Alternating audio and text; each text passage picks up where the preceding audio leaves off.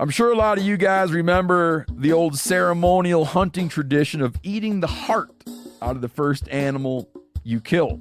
Meat from those organs are among the most nutrient-rich foods on the planet.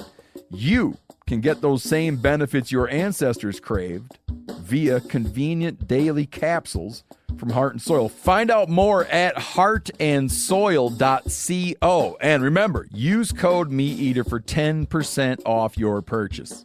Hey everybody, listen up. I got mega huge news. MeatEater Live is heading back out on the road. That's right. Join me and the crew.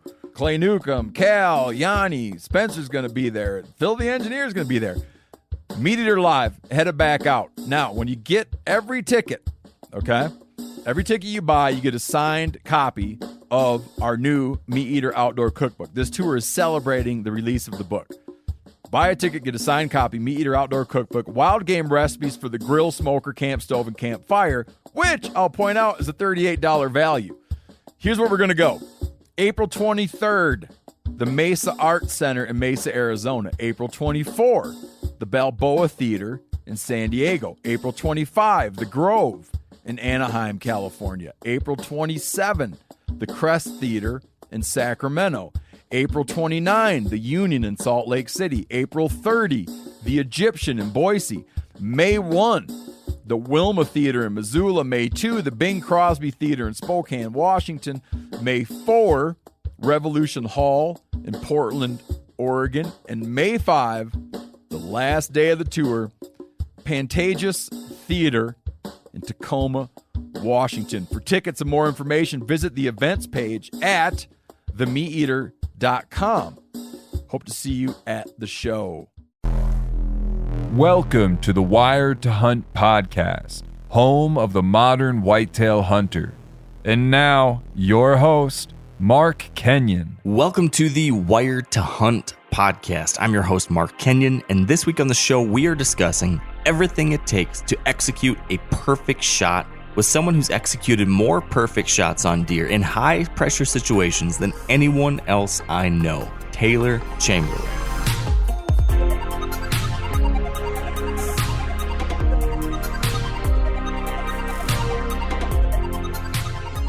All right, welcome to the Wired to Hunt podcast, brought to you by First Light. And we are continuing shooting month today, and we are chatting with someone who has really perfected the act of shooting more than almost anybody else I know. Me and my buddy Tony were talking about this the other day, trying to think about who would be a good fit for this episode, and we were trying to think who does this successfully, who shoots perfectly, accurately, effectively, and does it more often than anybody else. There's a lot of successful hunters out there, but I do not think there's anyone else I know in my circle that successfully does it more than Taylor Chamberlin. Taylor Chamberlin, if you don't know, he's been on the podcast in the past.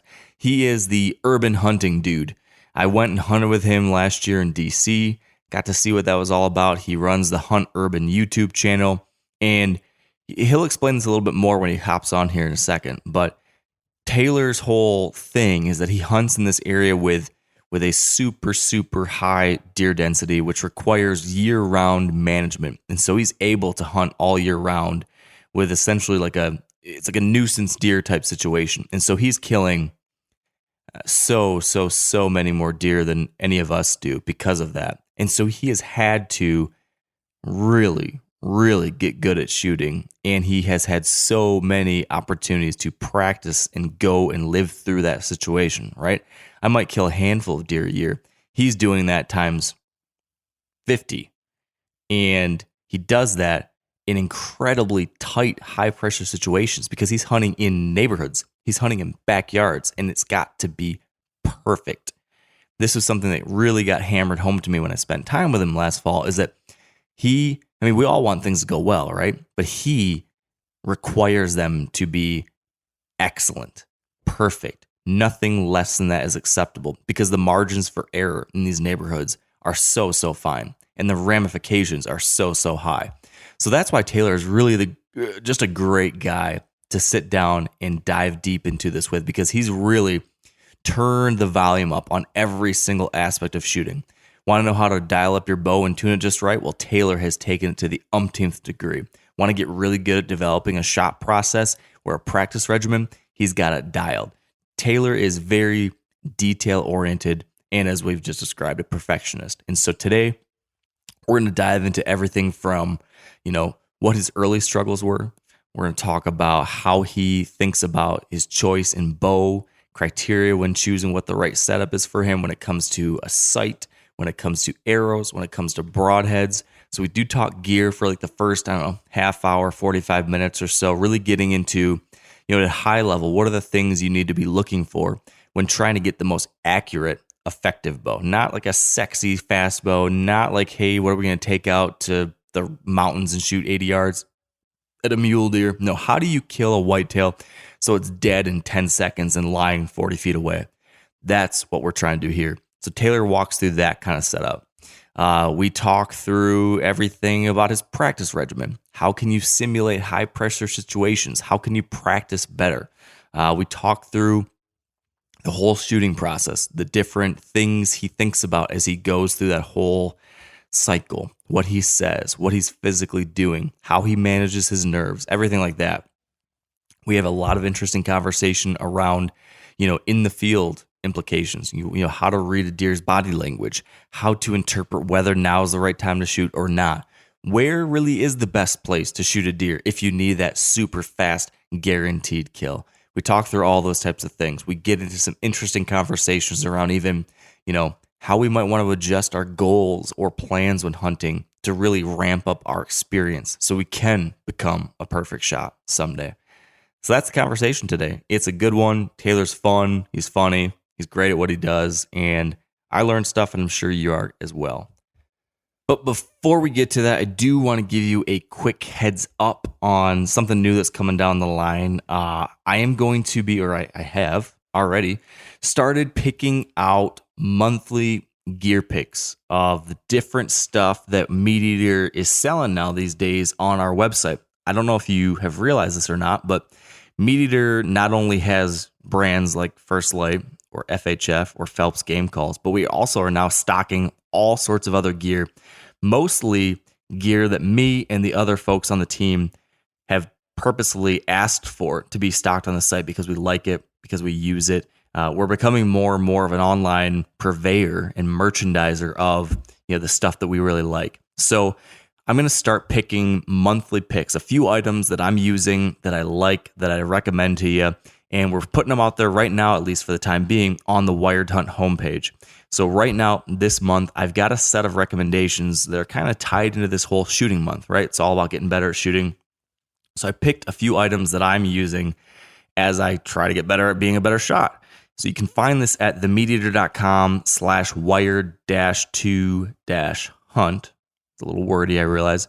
Or I'm hoping you already go to the Wired Hunt page. You can just go to themeateater.com.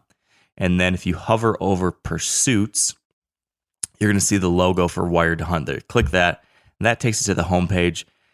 You should know this already. This is where we have dozens and dozens and dozens and dozens of deer hunting articles. I'm writing, Tony Peterson is writing, all sorts of folks. Tony Hansen, Alex Gilstrom, Andy May's been in there.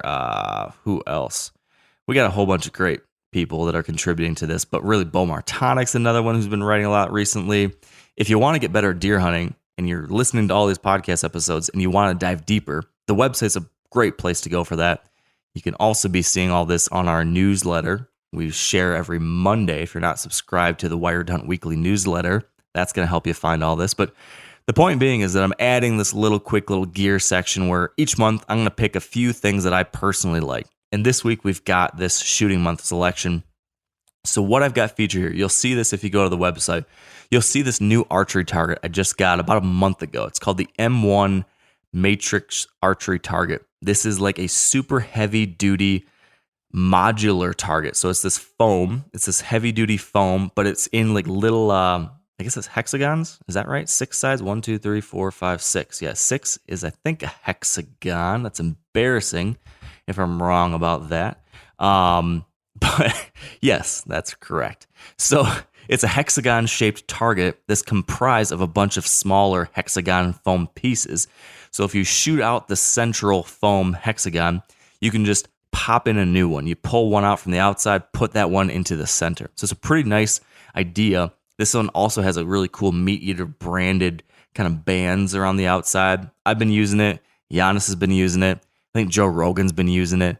And it's handling everything we're firing at it. And it seems like the kind of target that I could sit outside and keep it out there for years, and it's going to be just fine. Super, super high durability. I'm digging that. So that's one of my recommendations. If you want to invest in a top-end, long-lasting, really nice outside target, this seems like a great option. My second pick is First Light's Wick short sleeve t-shirt. This is like their super simple, lightweight wool t-shirt. I'm wearing one right now. It's basically my outfit all summer. I'm either wearing the t-shirt or I'm wearing the lightweight hoodie version of this if I'm out fishing or something and I want to throw the hood over. But the t-shirt, it's what I wear when I'm out shooting outside. It's just quick drying, super comfortable. Because of that wool, it doesn't get stinky. It manages odor really well. So it's just a sweet shirt to wear all summer. It's if I were going to buy one piece to wear for like my off-season whitetail stuff, shooting, food plotting, scouting, this is the thing I'm going to be wearing all the time. My third recommendation is Vortex's Impact 1000 rangefinder. It's actually on sale starting this week on the Meat Eater store, so we've got a 15% off discount we can give you guys on this right now. And this is just their simple entry line rangefinder. It's all you need in a rangefinder for bow hunting whitetails, but nothing more. And that's what gets it a nice, for rangefinders, an affordable price point. I think it's $199, something like that. It's gonna work. It's small. It's lightweight. It doesn't have all the fancy schmancy dancy stuff that maybe you're gonna want if you're shooting 1,000 yards. But I'm not shooting a whitetail 1,000 yards, so check this one out. It just does the job. And the last thing I got through on there was Caldwell's Dead Shot Combo Shooting Bag. This is like a front and back shooting bag. I picked this up last year, I think, and started using it because I don't have like a lead sled. I don't have one of those big fancy things to hold your gun in when you're trying to sight it in and trying to make sure it's dead on.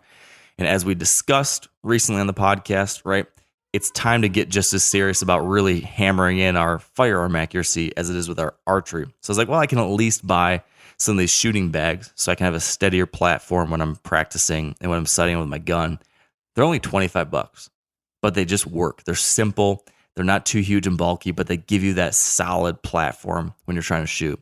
So that's an easy, quick $25 investment. If you already don't have something like that, check them out. It's pretty nice, pretty simple. So that's the featured gear for July. Check it out. Again, it's on the Wired Hunt homepage over at Meat Eater. You can go to themeateater.com/wired-2. That's TO-hunt. And I'll update this once a month with different ideas. I'm sure once we get into hunting season, I'll have some of my favorite gear that I wear during the year or tools I use. And I'll just try to think up of different useful things that I've been using in the field that might be helpful to some of you folks if you're in the market too. So check it out. I'll keep you posted. Appreciate you tuning in. Appreciate checking out everything we're doing over at Meat Eater.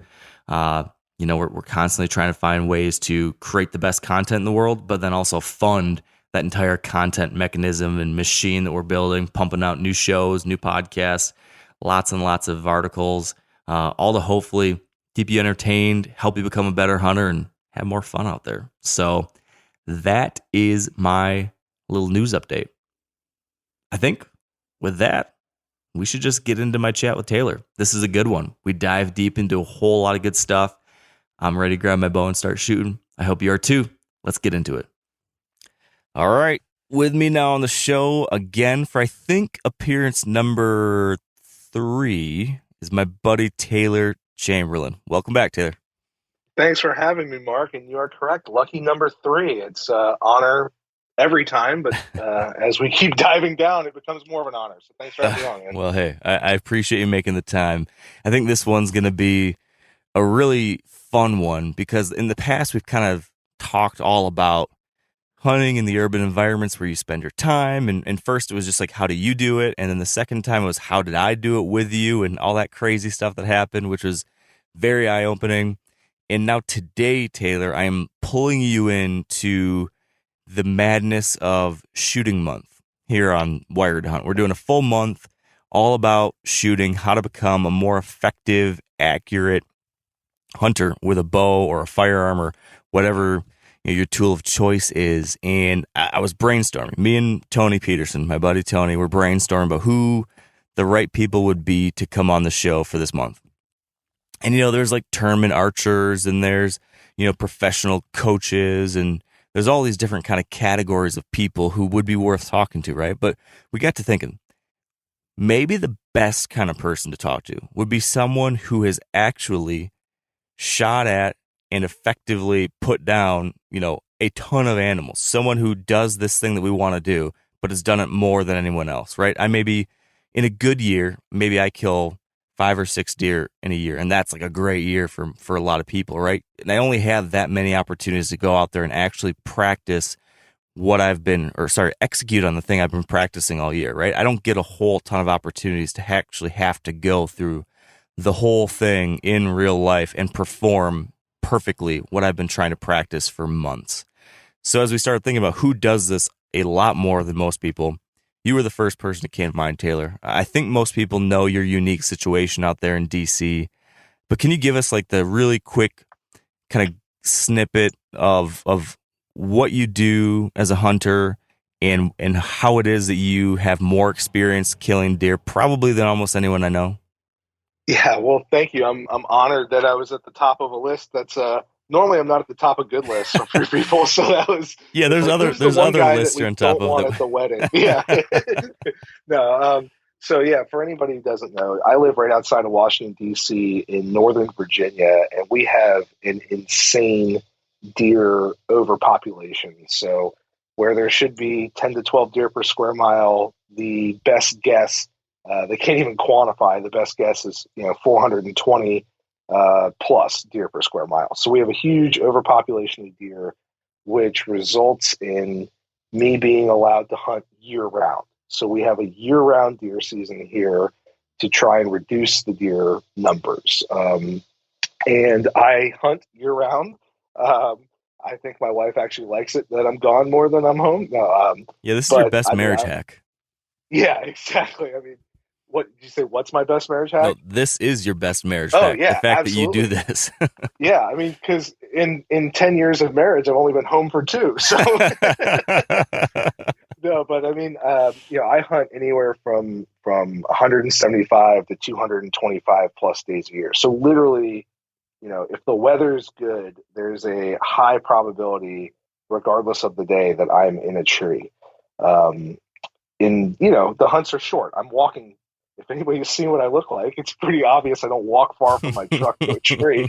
So, I mean, we're walking short distances, and it's a quick hunt, but because the deer are either there or not. But, I'm hunting on properties as small as a quarter acre. And so I have a lot of reps, a lot of opportunities to harvest deer, a lot of successful harvests of deer.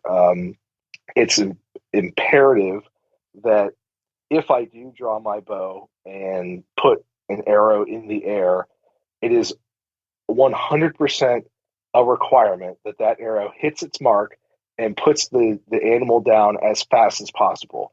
And, as sportsmen, we all try to have deer go down as fast as possible. But for me, the difference in an animal running 50 yards and piling up versus 150 yards and piling up is make or break.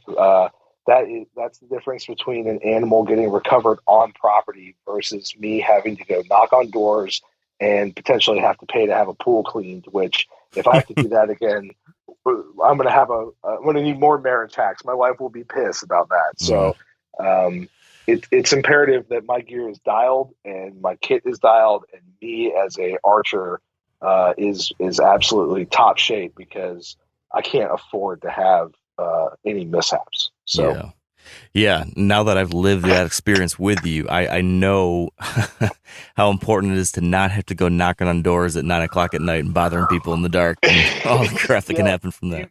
You found out firsthand what can happen. And I mean, really, you just don't know what's behind the door. And once you've shot a deer and it is 9:00 at night or 10:00 at night, it's very hard to be like, oh, I'll just come back tomorrow. Right? Because that animal has expired. Like, you want to get it, you want to recover it, you want I'm fortunate that we have a great program here, like a lot of other states do, but it's even more necessary here, where we're feeding the homeless and the needy with this venison. So like, if I shoot a deer, I want it to go to use and I want to recover it. And it's, if you have to go knock on a door at 10 o'clock at night, you're probably not getting a favorable response from the person answering the door, regardless of their stance on hunting. But, even more so, you just don't know what's on the other side of the door as far as reception towards who you are and what you're knocking on the door for. So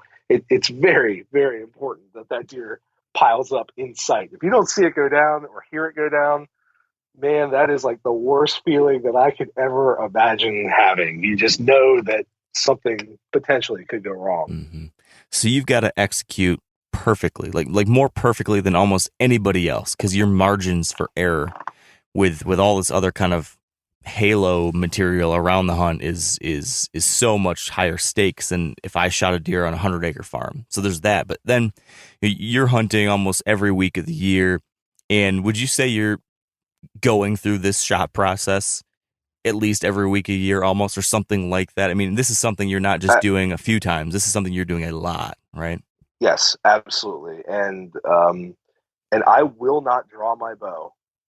And we can get into why I've gotten to this level, but I will not draw my bow and without going through the shot process that we're going to walk through here shortly. But I will not put my hand on the release and draw the bow back unless I walk through this process, because it's that important and it's that necessary for a successful harvest, as far as I'm concerned. All right, so you kill or harvest, whatever you say, you do this more often and more effectively than maybe anybody else I know. But I gotta ask you this: were you always this good? Are you just ice cold? Do you have like zero nerves in your body? Have you always just been built to handle this kind of stress test? Well, or was there a time in the past where you couldn't have performed this way? Absolutely.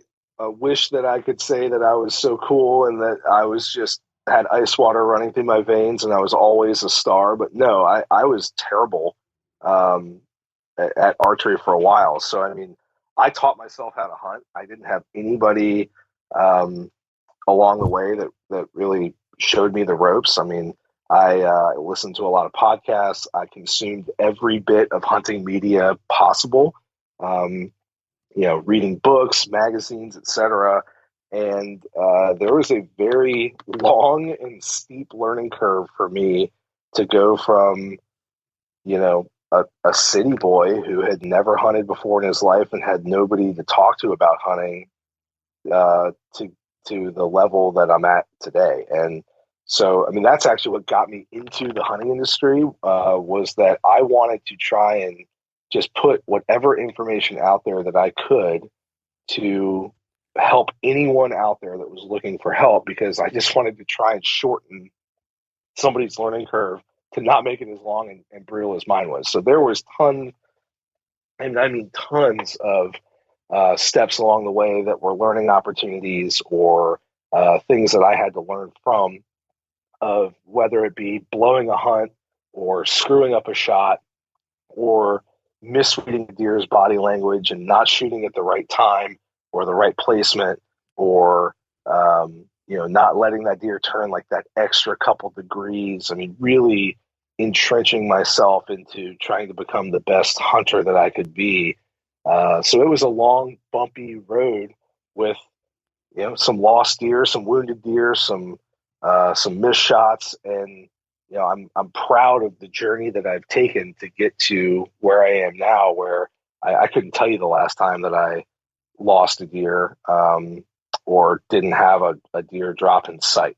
So I'm kind of proud of getting to the point of hopefully having ice water in my veins. And I mean, people say that, but that's not true. It's really just developing a process that you can rely on in a high stress environment, which is what your body is going through when you're dealing with that adrenaline dump of getting ready to shoot a deer and shooting a deer. And that's why we do it. Right. Yeah. And so yeah, it would be great if it was if I was born this way, but I was most certainly was not. It was a difficult journey to say the least. So you got to forgive me for forcing you to dig up past traumas, but I gotta ask you this: can you think back on some of those early days and point to any single moment, maybe, or experience that was either most illustrated your struggles or maybe represented like a turning point where you said, never again, I can't keep screwing this up, or I can't ever have this thing happen again? Was there any kind of single hunt or shot or situation that just kind of Yes, represented that struggle? Tell yeah. me about that. Tell me what that felt like. Tell me what happened. When I first started getting into urban hunting, I was out at a property with my buddy Billy, and he was hunting about 100 yards from me. We got set up, and he shot a deer within the first hour of being in the tree. And I was jacked. We like watched the deer drop, and we're texting back and forth. I'm like all excited, and I was set up over, uh, you know, over a well hub spot. So like the little pipe that comes out of the ground about Yeah. 18 inches where it's capped off. Yep. And so this particular little well tap point was leaking. It was dripping water, and the deer were coming into it and licking the water out of this little spot. And it was a killer spot. And so this deer comes in. I'm all jacked up. I draw my bow back. Like as soon as the pin gets on her, I just punch the trigger and just crack, and she takes off. And I'm like, yeah, I got one too. I mean, this was like this might have been my like third or fourth urban hunt ever. And the deer runs off, and Billy and I are texting. I'm all excited. And that deer turned into an absolute nightmare recovery. We looked all night for it, knocking on doors. Really had a couple of incredibly pissed off homeowners. One of them ended up calling the cops on me after the fact. So it's a very long story. I won't get into the minutia of it, but I knocked on the door, asked for permission to track, was granted permission, went in. Then the next day, the police are at my house, and the guy had tried to rescind permission and was trying to charge me with trespassing.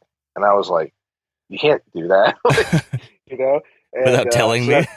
Yeah, I mean, you can't like give me permission and then say, no, now you're trespassing, and here's your ticket.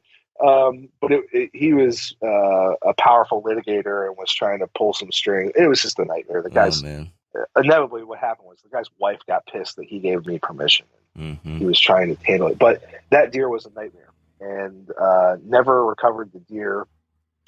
Really caused some problems in the HOA that Billy had taken me to hunt, and I just felt sick to my stomach on a multiple levels, on the fact that I didn't perform when I really wanted to, and just kind of like my own personal disappointment. But even more so than that, the level of disappointment that I felt for like screwing up my buddy's spot, getting in trouble like with the police. I mean, I didn't get in trouble, but having to deal with that, like causing that issue, alerting homeowners to the presence. I mean, everything went wrong or was wrong. And I remember thinking to myself, man, like you can't do that again. Like you have to make sure that you're hitting these deer perfectly. And I think that was really important for me, because it led me down the path of like really striving for perfection. And anyone who knows me will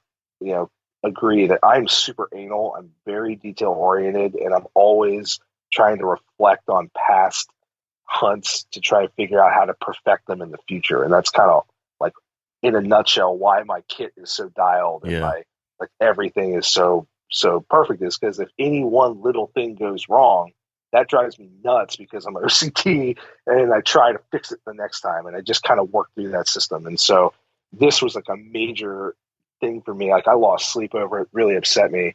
And so that was in September. And, fast forward to November, it's the rut. And I had never shot a decent buck before. I killed like a little 6-pointer, like, outside his ears. Like, it probably would have been a future booner, like a 1.5-year-old 6-pointer Uh-huh. with a muzzleloader. And then I had shot one buck with my bow, I think, but these were on like farms, and I hadn't really shot like a good urban buck, and I really wanted to shoot just like a decent. I mean, at the time, like if I could have shot a 115-inch 8-pointer, I probably would have mounted it. Like I was that's just where all I wanted was an 8-pointer or better. And this absolute giant 140-inch plus 8-pointer, or might have had like a sticker off his right G too, but I didn't even pay attention. Comes kind of just trotting through in the middle of the day, right under me. And I was completely unprepared. I grabbed my bow and I'm like, Matt. And like, before I know it, I'm at full draw and an arrow's in the air and it's over his back and he's gone. Mm-hmm. And I sat on my phone. This was funny. I had a BlackBerry at the time and I was playing that Brick Breaker game on it. Yeah, I remember that. Brick Breaker was the greatest tree stand time passing thing ever. And those BlackBerries battery life is just amazing. But I was playing Brick Breaker and I almost threw my phone out of the stand. And instead of throwing my phone out of the stand, I sat down and I wrote down a note and I called it Taylor's Requirements to Come to Full Draw in a Tree Stand. And I wrote like a dissertation to myself of like, you will. I mean, like, literally, like, in order to come to full draw, you must and you will.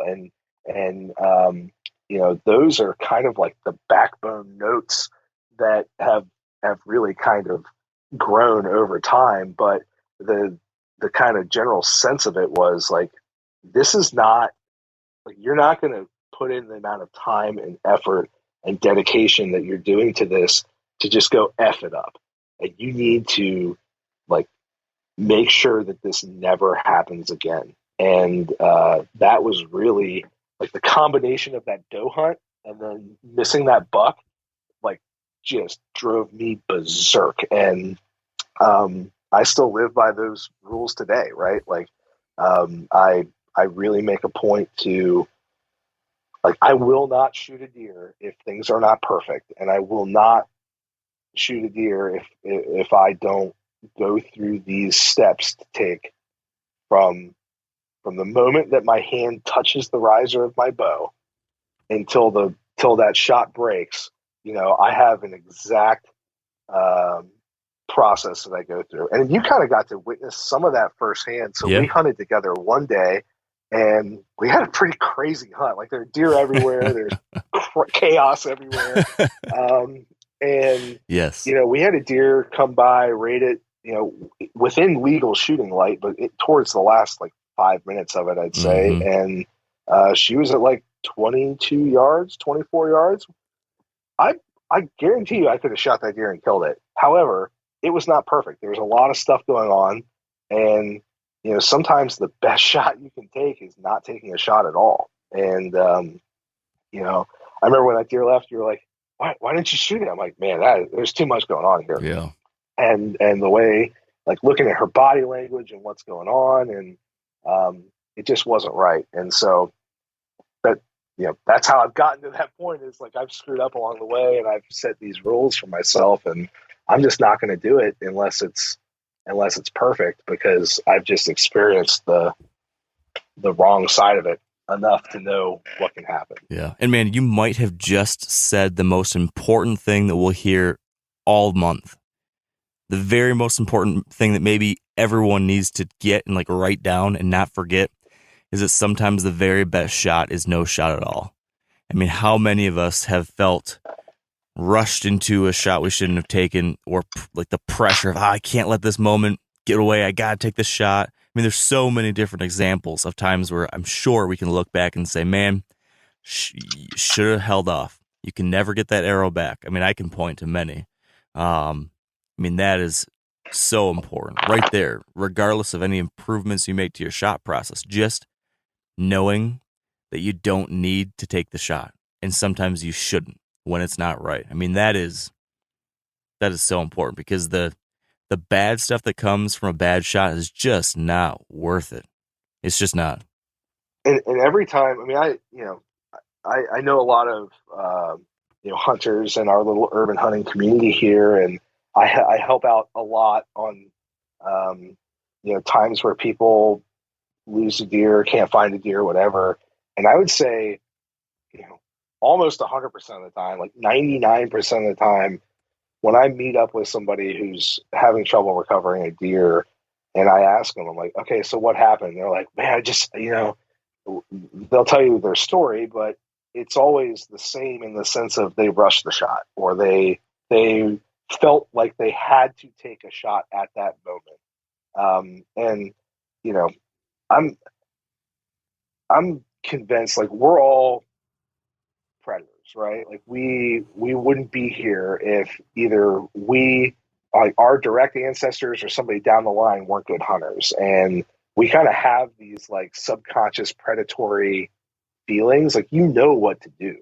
And if you have to force yourself to take a shot when you're everything in you is telling you like there's a reason for that. You need to listen to it and not be like, no, like I gotta shoot him now, because that's when just bad stuff always will happen. Mm-hmm. And maybe it'll work out once or twice, but you're statistically in for some trouble at some point. So just don't do it.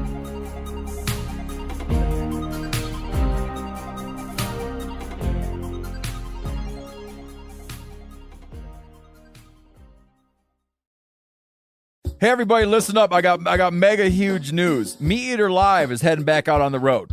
That's right. Join me and the crew. Clay Newcomb, Cal, Yanni, Spencer's going to be there. Phil the engineer's going to be there. Meat Eater Live, headed back out. Now, when you get every ticket, okay, every ticket you buy, you get a signed copy of our new Meat Eater Outdoor Cookbook. This tour is celebrating the release of the book. Buy a ticket, get a signed copy, Meat Eater Outdoor Cookbook, wild game recipes for the grill, smoker, camp stove, and campfire, which I'll point out is a $38 value. Here's where we're going to go. April 23rd, the Mesa Art Center in Mesa, Arizona. April 24, the Balboa Theater in San Diego. April 25, the Grove in Anaheim, California. April 27, the Crest Theater in Sacramento. April 29, the Union in Salt Lake City. April 30, the Egyptian in Boise. May 1, the Wilma Theater in Missoula. May 2, the Bing Crosby Theater in Spokane, Washington. May 4, Revolution Hall in Portland, Oregon. And May 5, the last day of the tour, Pantages Theater in Tacoma, Washington. For tickets and more information, visit the events page at themeateater.com. Hope to see you at the show. All right. So there's a lot of stuff you touched on there that I want to dive deep into. I really want to know what Taylor Chamberlain's dissertation on when to draw the bow and what all those perfect factors need to be are. But maybe let's start where I think maybe this begins and then advance our way to that. So since you had this kind of season from hell where you realized you had to figure this thing out, was your gear choice and tuning and kind of perfecting your gear set, was that a big part of that process? Okay, I thought absolutely. So there are a couple, hunting is part of what makes hunting cool is there's stuff you can control, like where you're sitting, how you got in there, what you smell like, the time you got there, like all these things that you can control. But there's a bunch of stuff you can't control, like the deer. And, in my area, like what's going on around you. And so I try to maximize my opportunity to harvest a deer by perfecting what I can control. And so when I thought about it, one of the things that I can control is my bow. That my bow can be as perfectly optimized as possible. My arrow can be as perfectly built as possible. It can be designed and set up to have the highest efficiency or the most forgiving, both tune but also like weight and everything set up.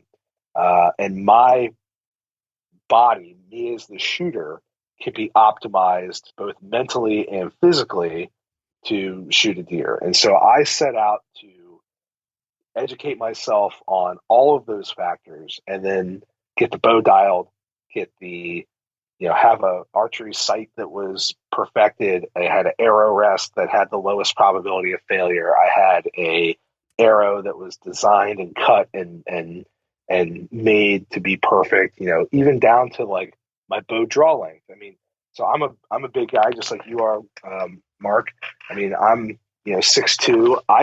I can comfortably shoot a bow at a 31-inch draw length, and if I was a tournament archer, I would be shooting a bow at a 31-inch draw length. However, I mean, having your wingspan absolutely maximized, for me, and I think it's kind of highlighted because I have like really broad shoulders, but I mean, that's not where I wanted to be in a tree stand. So I even kind of dialed down. I fluctuated from like a 29.5-inch draw length to where I am now, which is like just a skosh over 30. So like 30.25 is where I like to run my bows at. But I mean, I went into the weeds on that. And so for anybody out there that's looking to like maximize their setup, getting a bow that is a newer age bow. So it doesn't even have to be like a brand new flagship bow, but like just the current bow technology out there. All the brands are awesome.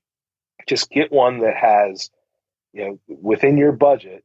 And buying a used one that's a year or two old is a great way to go about it if you're tight on cash, or if you want to kind of like get the maximum value out of something, because they're all really good. But just get one that has a smooth draw cycle, that has maximum efficiency for speed, right? And that's where.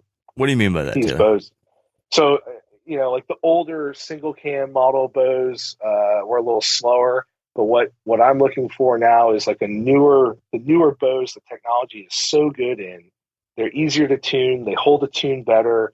And especially with dual cams, you're able to get more energy transferred into the arrow. So what I'm looking for is the most efficient bow to tune, and also one that'll hold its tune for the longest. Because I mean, a race car is no good if it's only firing all cylinders the second that you take the wrenches off of it, and then it kind of goes to crap after.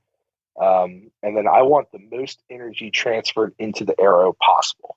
So I want the least amount of energy loss from my draw cycle into the arrow. And that's where the tuning really comes in, is you're trying to perfect arrow flight, because that arrow is what's absorbing the energy, which is obviously what makes it fly down range, right? So, any modern bow will check this box. And it's really important for people to go out and shoot the bows. Like, I would recommend that people don't go out and just max out. Like, I have a buddy who loves to shoot an 80-pound bow, because I think he just likes telling people he's shooting 80 pounds, right? Yeah. I would love to see him draw his bow in February when there are 9 does underneath of him, and you're trying to shoot one, and you have like 8 layers of clothes on because it's 12 degrees out, right? Like, that's very, very difficult to do. There are times that, if I see a deer coming in that same scenario, like, I know that I need to draw early. And I know that when I'm drawing my bow, that I'm going to have to hold my draw for, I don't know, maybe like 90 seconds or so, just because by the time those deer get into where they need to be, I'm going to be exposed on the side of the tree, and any movement will cause those deer to bust, right? So having the most efficient setup that you can have might be a 55-pound bow. That's fine. Like, with modern technology, you're better off with something you can draw smoothly, like horizontally and easily, than you are cranking up the weight and putting the performance setting on your bow to where it's a very harsh draw cycle, right? So when you're maximizing your bow, you just want to make sure that you have something that you can draw smoothly, that you're able to practice with a lot. That's the other thing, is like, if you have an 80-pound bow and it hurts your shoulder to draw it more than 7 times, like, how many reps are you getting in? Probably not a lot. And we'll get down the road to that. But for perfecting your equipment, you want to make sure that it's a relatively efficient bow. So anything built past like 2005 probably fits into this box, Mm-hmm. But make sure you got new strings on it, good high quality strings, and then learn about the bow to where you can tune it. And so the next step that I like to go through is I super tune all my bows. And for anyone who doesn't know, basically that's trying to get the arrow to fly as perfectly as possible. And so I go through a pretty long process of bare shaft tuning, and getting that bow dialed as perfect as it can, to where like I can take some bare shafts and I can shoot them at 40 yards and have them just hitting like in a softball size hole. And so that, to me, I know that I could screw any broadhead on the front of that to have it fly well. But really what that's telling me is that that arrow is leaving the bow as perfect and cleanly as possible, so that when it does hit something, in the event that it hits bone, it's going to be pushing through as straight as possible to really have that momentum and kinetic energy to pull it through, as opposed to potentially deflect off. And so the general theme that people will notice in all of my stuff is I'm trying to tune or prepare for an absolute worst case scenario and have success still in that worst case scenario. Yeah. So like if you shoot a deer through the heart, it's going to run. Well, that's a bad example, because I actually have found that if you shoot deer through the heart, they run further than the lungs. But if you put one right through the lungs, they're going 40 yards and they're dying. If you smash one in the knuckle, or that deer drops a little, or you catch shoulder blade, like I want to punch through that. I don't want to have there be a probability or an increased probability for failure. In the same vein, though, if that deer takes a step and I hit it through like the back of the lungs, or I want to make sure that I have a maximized surface area for punching it through as well, and that my gear is dialed for that. So for the bow setup, we want to make sure that that's as optimized as possible. It's tuned. That also comes along with, I like a multi-pin sight, or the fact to know that the pin that is set up on there is exactly where it needs to be. I will not shoot a deer over 20 yards. However, I still like to know that if that, something happens, like I can adjust and get an arrow at 30 yards or 35 yards or whatever. I just like having those fixed things. If you're a guy that wants to shoot a single pin because of the sight picture, totally fine. Just practice with it when it's set on a set yardage, to then know where your holdover is, to where it ends up being no different than you throwing a baseball if somebody's like standing at a certain distance. You never think, okay, that person's 23 feet away, I need to throw this ball at 22% of my capability or whatever. You just do it. So that's what I'm looking for on sight stuff. And then from there, the only other component of the bow is you. And so I try to maximize my form. I practice a lot with my grip. I want to know that my anchor points are perfect. So I like to anchor. I shoot a handheld release. Hold on. Let's time out. Okay. Let's time out. Yeah. I don't want to get right there yet before I touch on a few more things on the bow, because I want to go really deep into your whole anchoring and all that kind of stuff. But with the bow, one thing that I didn't hear yet.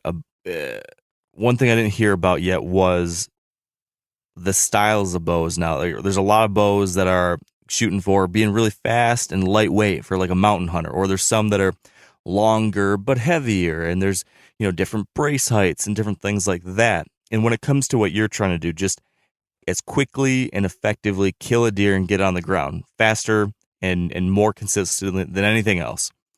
What about a few of those other bow factors? Do you prefer like a longer axle to axle, which is something I hear can make you more forgiving or stable, or anything on those notes when it comes to picking the right bow?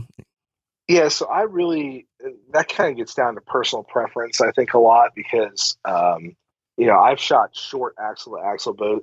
The current trend in archery, or the trend in archery a while ago, had smaller cams on the bows. And so when you got those 26, 27, 28-inch axle bows with those small cams on it, the string angles got really, really, really tight, especially for a guy like me who's got a over 30-inch draw length. Like most of them couldn't even get there mathematically. Now, the cams are getting bigger, which allow for a smoother draw cycle because they're getting more rounded, right? But that allows for a higher string angle. So if you measured like the Matthews, 29-inch bow right now, the combination of those bigger cams with that longer riser that they're able to do because these limbs now are past parallel at rest, it really allows you to get a much longer string angle with a shorter ATA bow. So if you're a guy and you're going to be whitetail hunting only, and you have an under 30-inch draw length, there's no problem shooting a shorter ATA bow. Me personally, I like to have like a 30 to 33-inch ATA with those bigger cams on it. It's just something that I prefer. I like those longer, that slightly wider string angle. But that being said, I was shooting Billy's Bowtech CP28 yesterday and loved it. So, because even though it's a 28-inch ATA, I think there's a lot more going into those string angles that allow for it to be a little deceiving when you think of just the axle-to-axle number, if that makes sense. So it's really important, and this is like the age-old adage of like, go to your pro shop, go shoot a bunch of bows, and figure out which one that you like. Like, do not have a preconceived brand notion when you're going into the pro shop as to like, oh, I'm going to go buy a whatever. It's like, man, just go figure out what you shoot well and what you like, because all the options out there are great. I mean, so this year I had a lot of fun, and I picked up a flagship bow from every brand. So I have the Bowtechs, the Hoyts, the Elites, the Matthews, and the PSE. And they are all absolutely spectacular. I mean, they all have different feelings. To your point, some are a little lighter. Obviously, the lighter a bow is, the more potential for vibration there is. The heavier a bow, the more mass there is to absorb vibrations. So therefore, it's more dead in hand, generally. But just some of the technologies on the bows are spectacular. I think that the deadlock system that's on the Bowtech is the coolest thing ever for tuning a bow, just from the sense of, for anyone that doesn't know, the deadlock technology is this worm drive system. So like when I'm tuning a Matthews or an Elite, an Elite's a bad example right now because they have some similar technology, but like the new Hoyts, you have to shim those over. So the Matthews have if you're trying to move the cam on the axle in order to accommodate for like imperfect arrow flight, the best way to do that is to move the cam around a little bit. And so you would have to press that bow, take the cam out, take the axle out, change for our Matthews, the top hats around, which slightly will move that cam around. The Bowtech technology, it's literally just a set screw. And so I think that's really cool just because I think that will help a lot more people get more comfortable with tuning their bow, because a lot of people are intimidated by the thought of pressing the bow, taking the axle out, and shimming those cams around. Yeah, I wouldn't do it. Yeah, it's intimidating. I mean, it took a lot for me to want to do that, but the reason that you want to do that is once you've set the center shot of your bow with the rest, so once you have that rest at like 13/16 of an inch, you want to keep it there because that's the main power stroke. And so by moving those cams slightly, you're still keeping that power stroke in the optimal spot. Now, once you've shimmed them around and you go out and you're your bare shaft tuning at like 30 yards. Well, like you're going to make one click on the rest. Generally, that's not that big of a deal. But really, with this technology, you can move that cam over. I mean, like a 64th of an inch, and it's no problem. So I think that's really cool technology that is available now, and it'll be interesting to see how that progresses. But that was a very long-winded answer of go to your bow shop and shoot the bows and figure out what ATA length that you want, and also what draw weight you want, because depending on the draw cycle of the bow that you pick, some that are harsher, that are stiffer up front, you might want that to be a little lighter. A smoother drawing bow that gradually builds, you might be able to draw more weight. So that's positive as well. Yeah. So on this line of, tweaking and tuning your setup, one thing that we haven't touched on yet, which is a very trendy point of discussion these days, is arrows, arrow style, weight, all that kind of stuff. And then broadheads too, of course, the perpetual argument over broadhead styles and all that. Where have you settled on those? What are the criteria that you're looking for to get that absolute most perfect, effective, fast killing tool? Yep.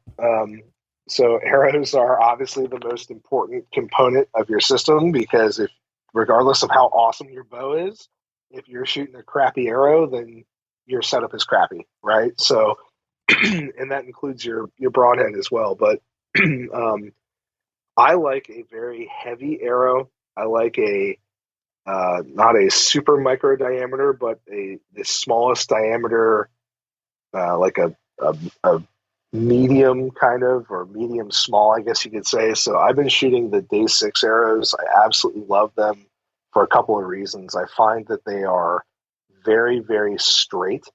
And I like their component system, and we can kind of get into why I like that component system in a minute. But what I do is I take a blank arrow shaft and I will spin each arrow shaft and look at the sides. And what I'm trying to do is cut the worst out of the arrows. So, people probably don't know that when you buy an arrow that's a .001 arrow, well, that's only a .001 inches out of rack over, I think the standard in the industry is 18 inches of the arrow.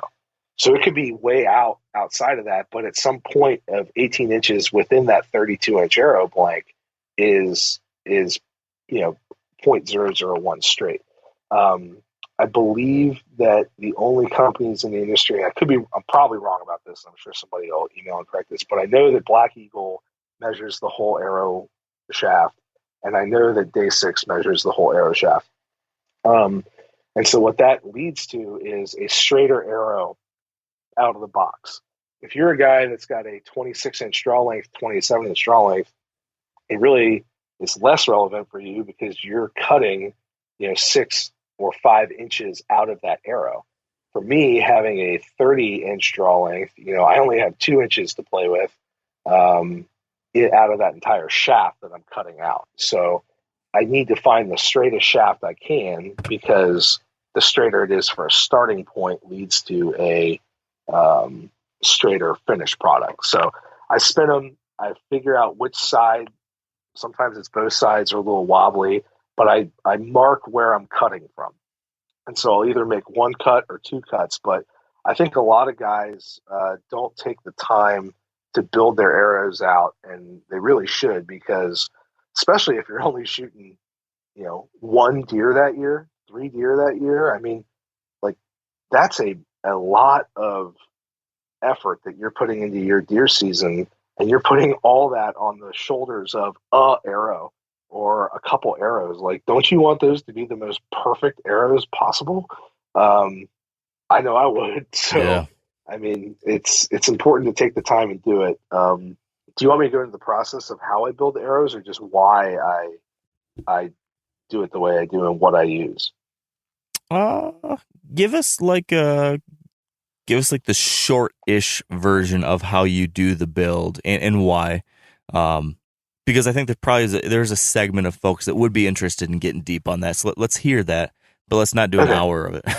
Yeah, so Once I mark where the worst is on the arrow, the part that's spinning out, like it's wobbling, I'll mark to cut that off. And I will either cut from one side or two sides, depending on what that shaft needs. So I just have a silver Sharpie. It's pretty easy. You just scribble on it. Once you cut those, it's important to square both ends of the shaft off and then clean the carbon dust out of them. And so what I'm doing, I'm squaring them off so that, either the knock or the broadhead that's on there is matching up perfectly square.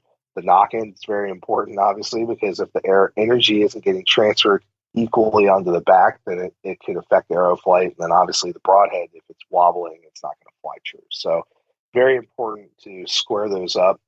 And then I clean out all that carbon dust, because if you have a bunch of carbon dust in there, you're not going to have good adhesion of the glue that goes in there. So the Day 6 heads in particular, I like because of the fact that they have this insert-outsert system. So it's an insert that goes into the carbon arrow, but the outsert collar goes on the outside. And so what that does that I really like are two things. One, when I put that head together, I put a little bit of glue. It screws together the exterior collar and the inside. So I put a little bit of glue on that and screw it together so they're bonded before they go in. And then what I'll do is when you put the glue in it and squeeze it in, by using that insert part, by going into the arrow, you're using the interior straightness of the arrow, which is easier to get straighter than the exterior. So you have a higher likelihood of that collar going on perfectly square. But then that exterior collar helps too, because not only is it protecting the arrow, it's holding the outside straightness. So what you're doing is you're getting a much flusher mount straight. And then what's even cooler is you get this like reverse vacuum effect when you do that. So the glue that's in there ends up squirting out on the inside of that collar, and you have this like amazing adhesion both on the inside and outside. So, in layman's terms, what I'm doing is I'm getting a collar that's super stuck on and very square. And it's just, I'm trying to make the most bulletproof arrow possible. So I'm shooting like a 525 grain arrow, and I'm shooting that with about an 18% FOC. And I've found that to be a really, really good sweet spot for me. So my bows will shoot that around 275 to 280 feet per second. And I just find that there's not much that can hit and not be just very deadly too. There's not much it's not going to punch through, and if anything, and it also, what people I think don't also realize is the heavier your arrow is, the quieter your bow is, because there's less energy that's not getting absorbed by that arrow. So, and it also makes an arrow fly much truer. So, again, I'm increasing my probability for a harvest, and trying to increase my kind of bailout zone, if you will, by doing that. The final component then, though, to that arrow is what you screw onto the end of it. What's your criteria for the absolutely most effective broadhead for your type of hunt? So I've been through all different schools of thought and on broadheads. For a while, I shot expandables. I like the rear deploying expandables because I think that uses less energy than an over-the-top expandable. However, my concern with an expandable is if you hit bone, you are toast, generally. Either that blade's breaking off or you're not going to get penetration. So if you hit back on an animal, then you're great. And so some guys would be like, well, I just need to make sure I'm not going to hit bone. Okay, like I understand that school of thought, but you can't ensure that that's going to happen, right? And so I don't want to have half of the animal exposed to playing defense. and actually potentially winning. So I shoot a big fixed blade head. So when I'm looking at a fixed blade head, I really want the maximum kind of like unity on it. I want it to be as strong as possible. There are two heads I really like. I like the Day 6 head a lot. I like the way that the blade is shaped. I like that it's solid because there aren't vents there to catch wind and make a lot of noise. And part of the reason that I go through the tuning process that I do is to be able to shoot the biggest head possible. And also, I mean, again, I'm not shooting 60 yards. When I go out west on a hunt, I will shoot a different head generally than what I'm shooting in the burbs, because I know that like a 60-yard shot, 80-yard shot might be a possibility. But in the burbs specifically, I like the Day 6 head. They have a Evo X. It's a 1.25 inch, and I shoot that with a 3/4 inch bleeder on it. And I mean, that puts a pretty gnarly hole through anything. I also like the Slick Trick heads, the Grizz Trick 2s. Those are 1.25 inch by 1.25 inch cut. And so what I've found is that you can actually get a bigger hole with those two heads than what an expandable would give you. So more blood loss, more trauma rapidly. However, it will also blow through bone if you hit it. And if you happen to hit an animal back or not hit one where you want it, you have more forgiveness in your shot placement because of that big hole. So I really like a fixed blade head. I shot the Ramcats for a little while. I like the Ramcats a lot, the 125 grains with the bigger cutting diameter. But what I did not like about those was the blades are literally so big. They're hard to get in and out of a quiver. And if you like pull back on one a little bit, the blade will kind of kick back and then it's loose. So I end up pulling those out. But the Slick Tricks are awesome, and the Day 6 heads are awesome as well.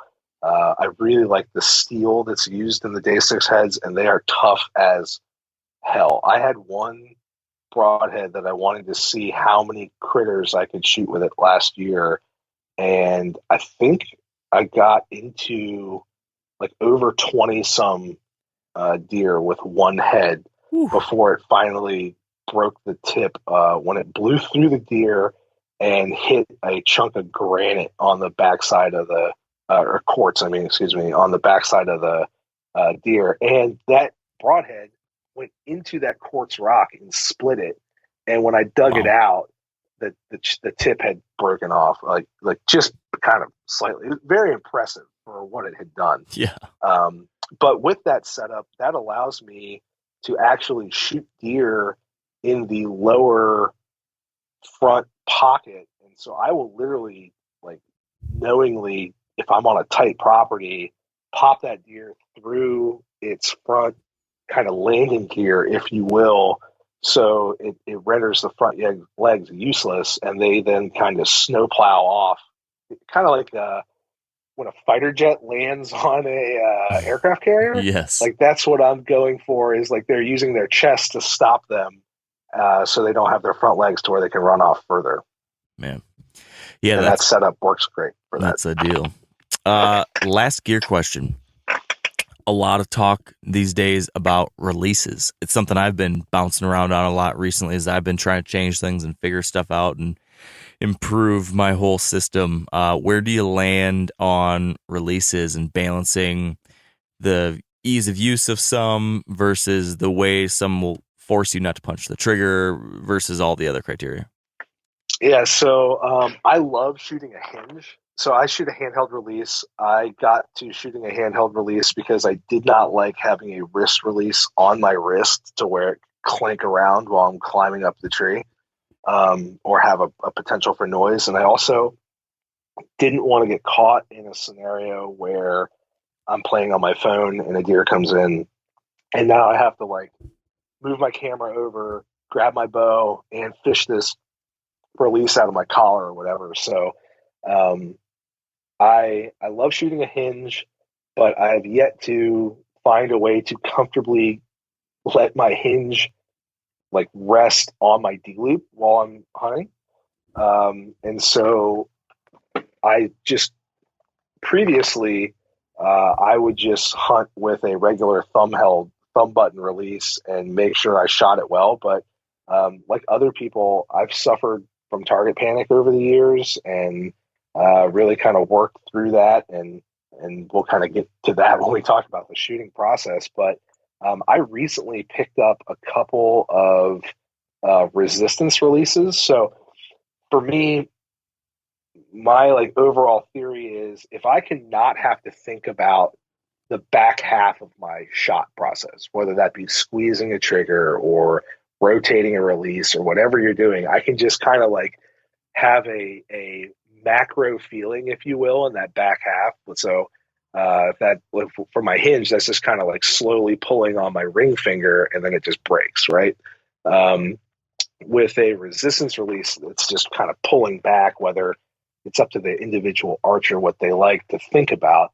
But for me, I want like a big body movement back there. That's all I want to think about, because then I can just kind of subconsciously be doing that and aim. And so I picked up some of these newer stand resistance releases, and I absolutely love them. They clip on the bow.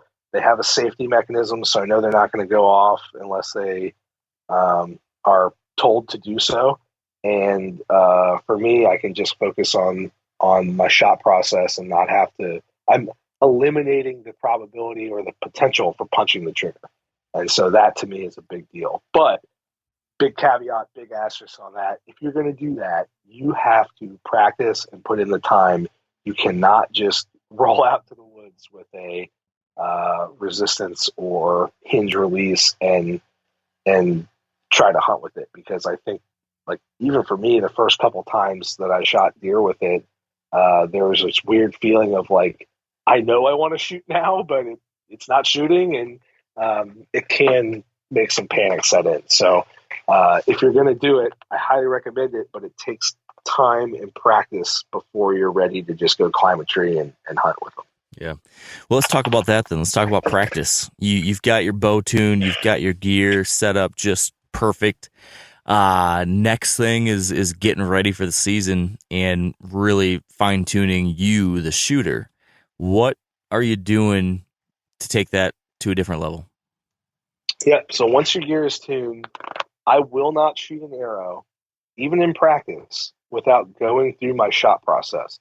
I would rather shoot 20 arrows in a shooting session that are perfect than go shoot 100 arrows where I'm actually ingraining bad habits into my process because I'm just like flinging arrows, right? And so that's the most common mistake I see people make, is they're just going out to shoot, but they're not shooting with a purpose. And every time you're out practicing, your purpose should be kind of like honing your skill set or sharpening your sword, if you will, for hunting. So I go through my shot process every single time that I'm shooting an arrow, and I would highly, highly recommend and suggest that anybody listening to this does the same, because it will make it that much easier to kind of flip into kill mode when you're ready to do so.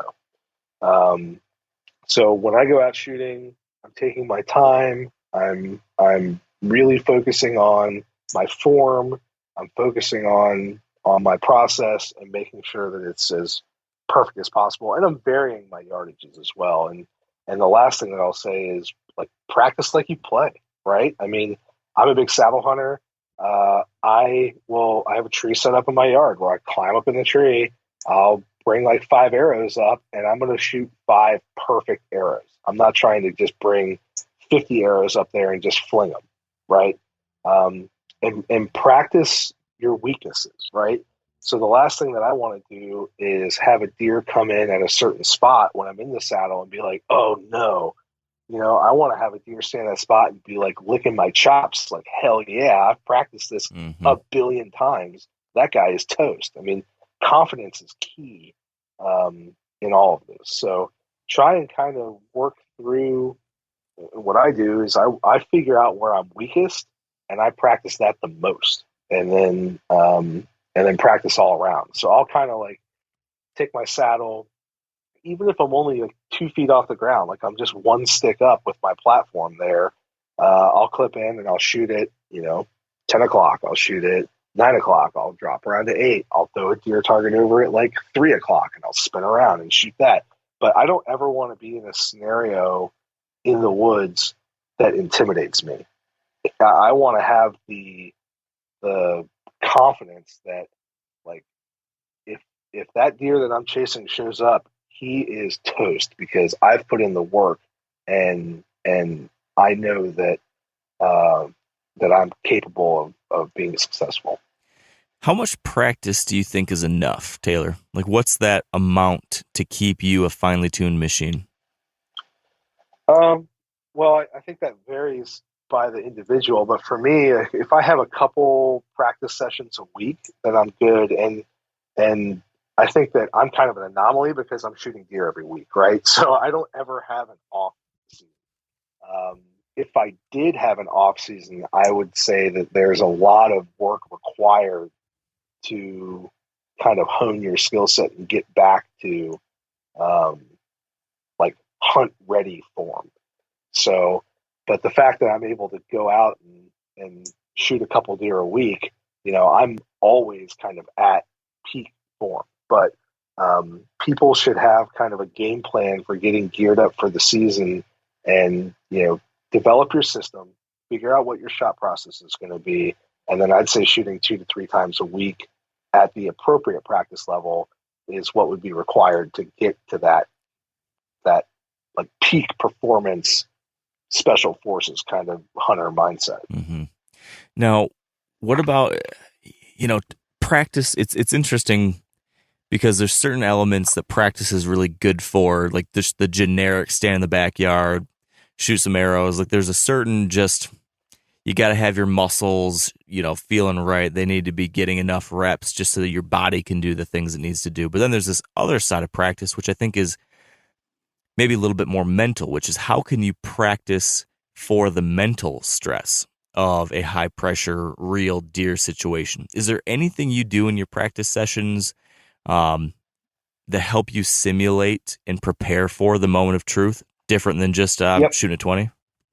I think shooting tournament archery is the greatest way for people to put themselves under stressful situations and figure out how to perform. So, I mean, there's no difference in trying to shoot like a perfect 300 5-spot game, or going to shoot 3D with your buddies and, feeling that pressure and wanting to be successful. So I'll shoot a lot of known 3D stuff. I mean, I'm not like I don't compete in 3D tournaments, but I'll go out with my buddies and I'll bring my rangefinder, and like I have my chest rig on like I would hunt with. I'm ranging targets, I'm drawing, and I'm going through my shot process, and we're all competing, and that kind of stress level is fantastic to put yourself in over and over again to figure out what you do under stress, so that when the time comes, you're not likely to do it, or at least you've practiced through what your kind of flaws are. So for me, when I'm in a stressful environment, I tend to get really quick. So whether that be in like, tournament archery, tournament golf, whatever, like I get very quick and I try to like do it right. And that's where I think a lot of guys rush their shot. And so I'm always just repeating, stay calm. Like I'm telling myself different mantras to calm myself down and relax and kind of enjoy the moment. And if you think about it, like we all worked our butts off all season to get to that moment.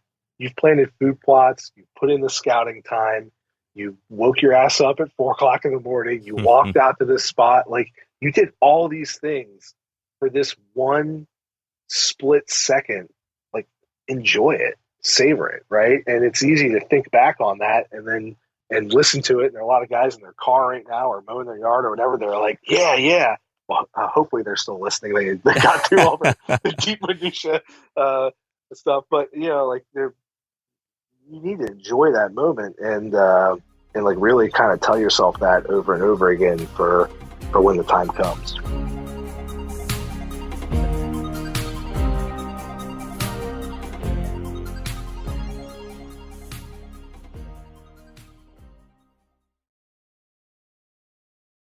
You mentioned a few times during your practice that you're not going to shoot a single arrow unless you perfectly execute your entire shooting process.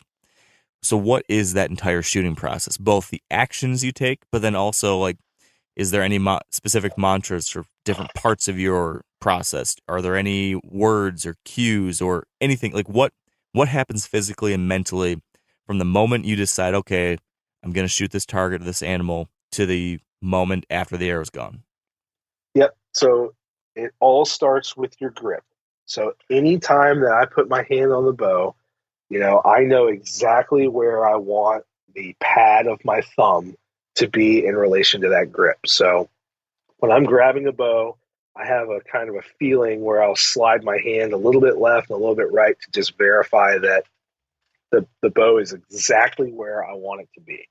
So hand goes on bow, my release is on, so I know kind of where I want that release in the channels of my fingers, and I'm really just locking in a feeling, right? And that's a feeling that can only be created by a boatload of reps and knowing where you want it.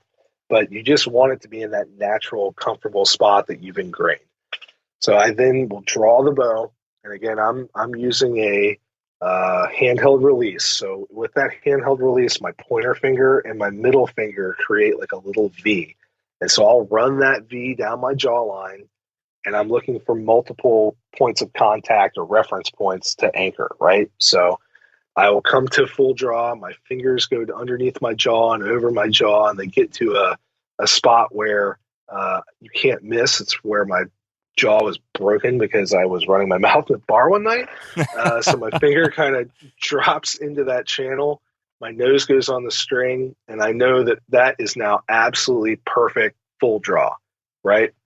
From that spot, I repeat the exact same thing over and over and over again, whether it be shooting an animal, a 3D target, a 5-spot target, whatever. And I always say, the first thing I say is calm down, pick a spot. And so I will start repeating calm down, pick a spot from the second I see a deer starting to walk in, and you feel your heart rate spiking up, right? So I just keep telling myself, calm down, pick a spot, calm down, pick a spot. And I kind of like breathe in through my nose, slowly breathe out my mouth. I'm calming myself down. And I know kind of subconsciously that also is telling myself, like, do not rush this, enjoy that moment, kind of all that stuff that we just talked through. So, and when I'm saying pick a spot, I went through some target panic for a while. I also went through like improper shot placement, or maybe a better way to say that would be trying to perfect my shot placement and really kind of analyze like what happened with that harvest and what could have made it better. And so I used to aim for the exit on the animal, and I found that was a good way to describe it. But what that led to for me were still some shots that I felt like I could improve on. And so what I now focus on for the last couple seasons that I think is really helpful is I kind of envision the deer's legs as like little chopsticks, right? And they're holding up like a dinner plate size beach ball.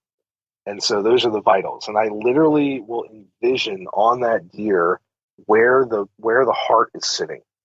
And if you kind of like look with your hands and do that right now and think about a deer anywhere they're facing, you can kind of see that little beach ball in between their legs, right? And so for whatever stupid reason, that visualization for me is really helpful. And so all I try to do is pop that beach ball. And so I'm saying, calm down, pick a spot, calm down, pick a spot. And I'm looking for the spot that I want to put through to absolutely annihilate that beach ball. Um, and it's funny, over the years, like some camera guys that have come and hunted with me, anyone that knows me, I'm like a super jovial person. I'm always kind of joking around. I'm pretty, um, you know, pretty boastful and just like a fun, playful person. And every time these camera guys are around when I shoot a deer, they're like, dude, you went into like kill mode. Mm-hmm. Where like a switch is flipped and I am not joking around. And there really shouldn't be any joking around. You're taking an animal's life and you need to do that as professionally and appropriately as possible. But like I take it like extra seriously when I'm in kill mode. And so I'm kind of flipping that switch when I see a critter and I'm like, calm down, pick a spot, calm down, pick a spot. And so I'm watching that beach ball.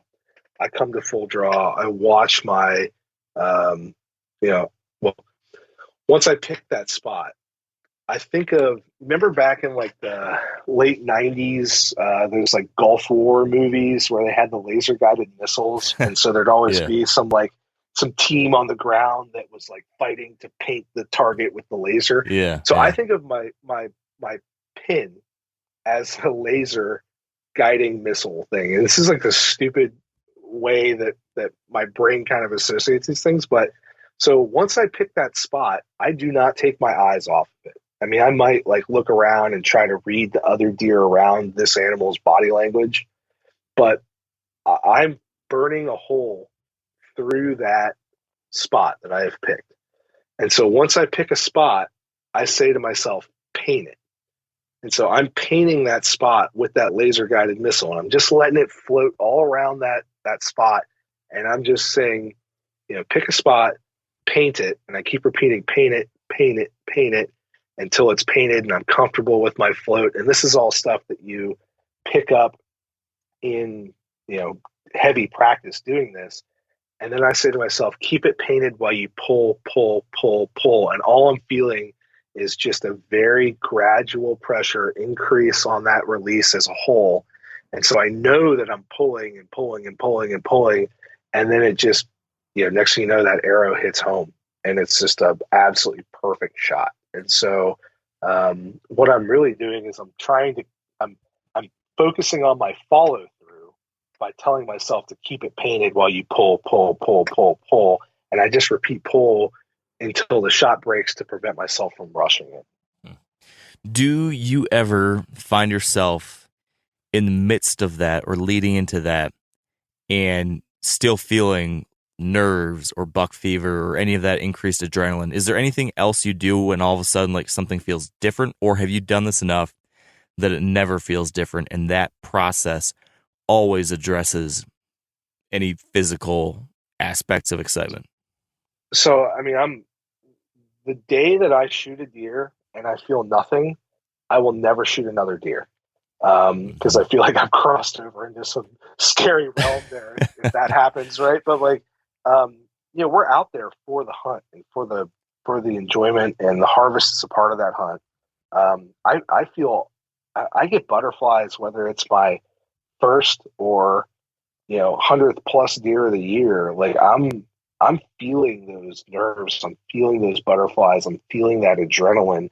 By repeating those mantras, I find it prevents me from letting my subconscious kind of kick in and start being like, whoa, don't do this, don't do that, right? Like you're able to kind of suppress the potential negative stuff by focusing on your actions. And so, I played golf in college. We did a lot of stuff with like sports psychologists, and they always say that focusing on the process is the best way to deal with stress and deal with high pressure environments. And so I'm immersing myself in the process of picking the spot, burning a hole through it with my eyes, painting it with my pen, and then pulling to prevent any negative or like thoughts creeping in that I don't want to have. However, and that really helps with that buck fever, target panic,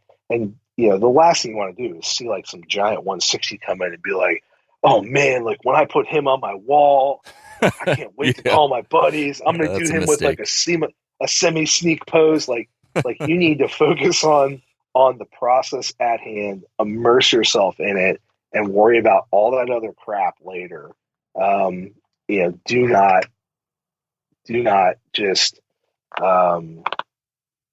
get ahead of yourself. But yeah, I mean, I feel all kinds of butterflies and jitters and everything. And something else that I think is really important to note is the entire time I'm going through this process, like I've had, over a decade now um,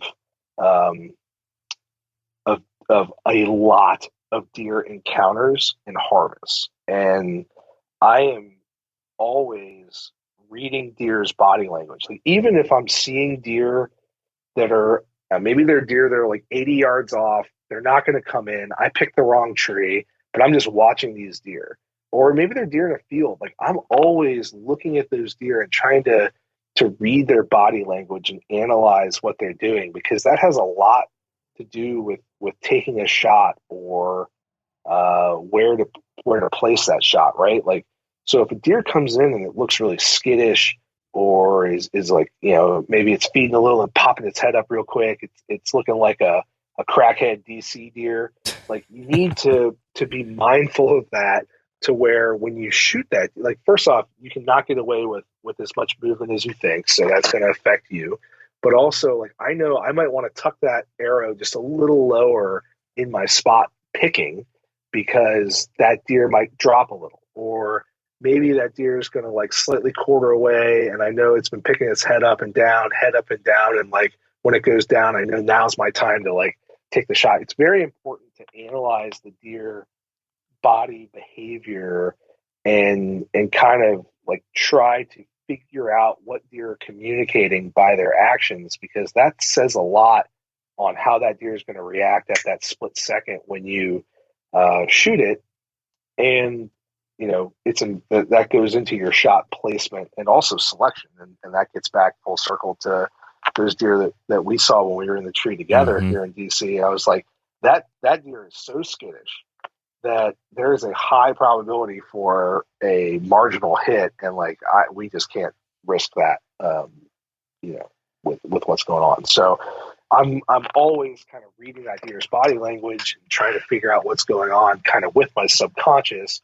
And I think that the combination of that and repeating my mantra over and over again really helps, like execute and suppress any buck fever or butterflies or jitters or whatever you're feeling. Let's dive a little more into the body language thing. First off, you gave me an example of this, but can you describe for me, are there any behaviors or indications of a deer that's going to be too flighty where you will say, okay, based on this body language, I'm just not going to shoot? Even if the deer's in range, even if you could take the shot, is there a situation where you're reading the deer and you're saying, man, this just seems ill-advised? Is there anything like that? Yeah, I mean, I'm always looking for that deer that's being super skittish, right? And I think of that as like a tweaker almost. They're kind of like, oh, hey, Yeah. picking their head up, moving around, like they're quartering too, they're quartering away, they're moving this way, they're looking at the deer around them. That deer to me is like already amped up and could spin at the shot a little. And look, I've shot plenty of deer that have been that way. Like that's how I know that they might run a little further. They might already have a little adrenaline in their system. There might be. It's amazing how much a deer at 14 yards can move from when you have that shot break to where the arrow hits. Like it's unbelievable. Just watching it on footage and knowing where my pin was when I've let a shot break versus where the entrance and exit hole are, right? And so you have to take that into account of either not shooting the deer or aiming for it. But and the reason that I've gotten to where I won't shoot that deer sometimes is, for whatever reason, sometimes those deer that you think are going to drop don't. and then you've now hit them low or somewhat low. I'm always looking for those tweaker deer that are quartering away, bouncing around, picking their head up real hard, watching their ears go back. And sometimes if you let that deer just like kind of walk around and feed around, especially, I'm thinking early season on an oak flat, particularly in my area, who knows what that deer just encountered? That deer could have just run in from 500 yards away, where some kids were walking the dog, and it kicked the deer up, and they're like, well, now I'm going to go feed anyways because I'm already here, right? And sometimes that deer will settle down and ends up being a perfect time to shoot it. So you just never know, and you're better off just kind of letting it settle down, or maybe it caught your scent and maybe it's going to blow. That's something though that you need to take into account. If that deer comes in and it's looking tweakerish, but it's licking its nose and it's looking all around, like, that's a deer that you might want to shoot right away because it probably got your scent. So that body language would be different, right? It's licking its nose. It's kind of working its ears back and forth. It knows something's wrong.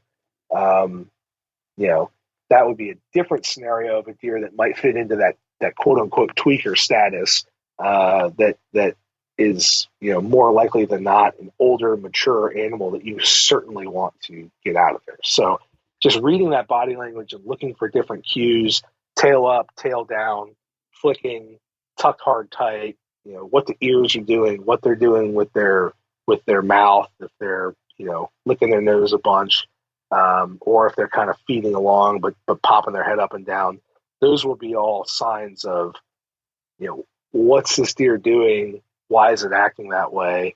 Those are all important things. And then on top of that, to take it one step further, we have CWD in our area. So if a deer comes in acting super weird, it's drooling around, like it looks like unhealthy, messed up, that's something else I want to pay attention to, because that's certainly a deer that I want to go get tested and make sure that there wasn't something wrong with it from a disease standpoint. Yeah.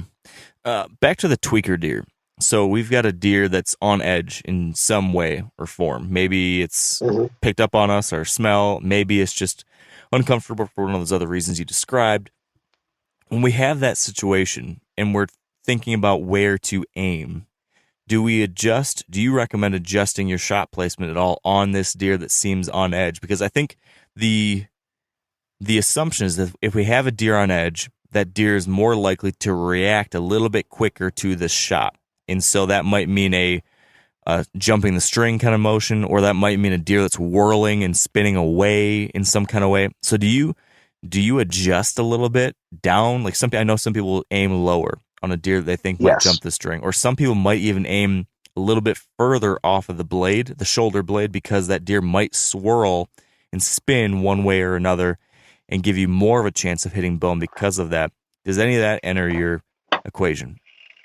Absolutely. And that's where your practice comes in as well, because if you're just shooting your 3D deer target all the time, like perfect right in the crease, well, that's great, but deer in the real world, you need to aim differently on depending on that body language, right? And so that kind of reverts all the way back to pick a spot, pick your target, right? And so if that deer is at, let's say that tweaker 14 yards, she's super sketched out.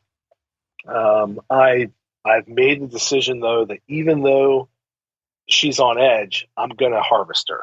And so I'm going to aim at 14 yards. I know she's going to dump the string a little. She's going to jump the string a little bit.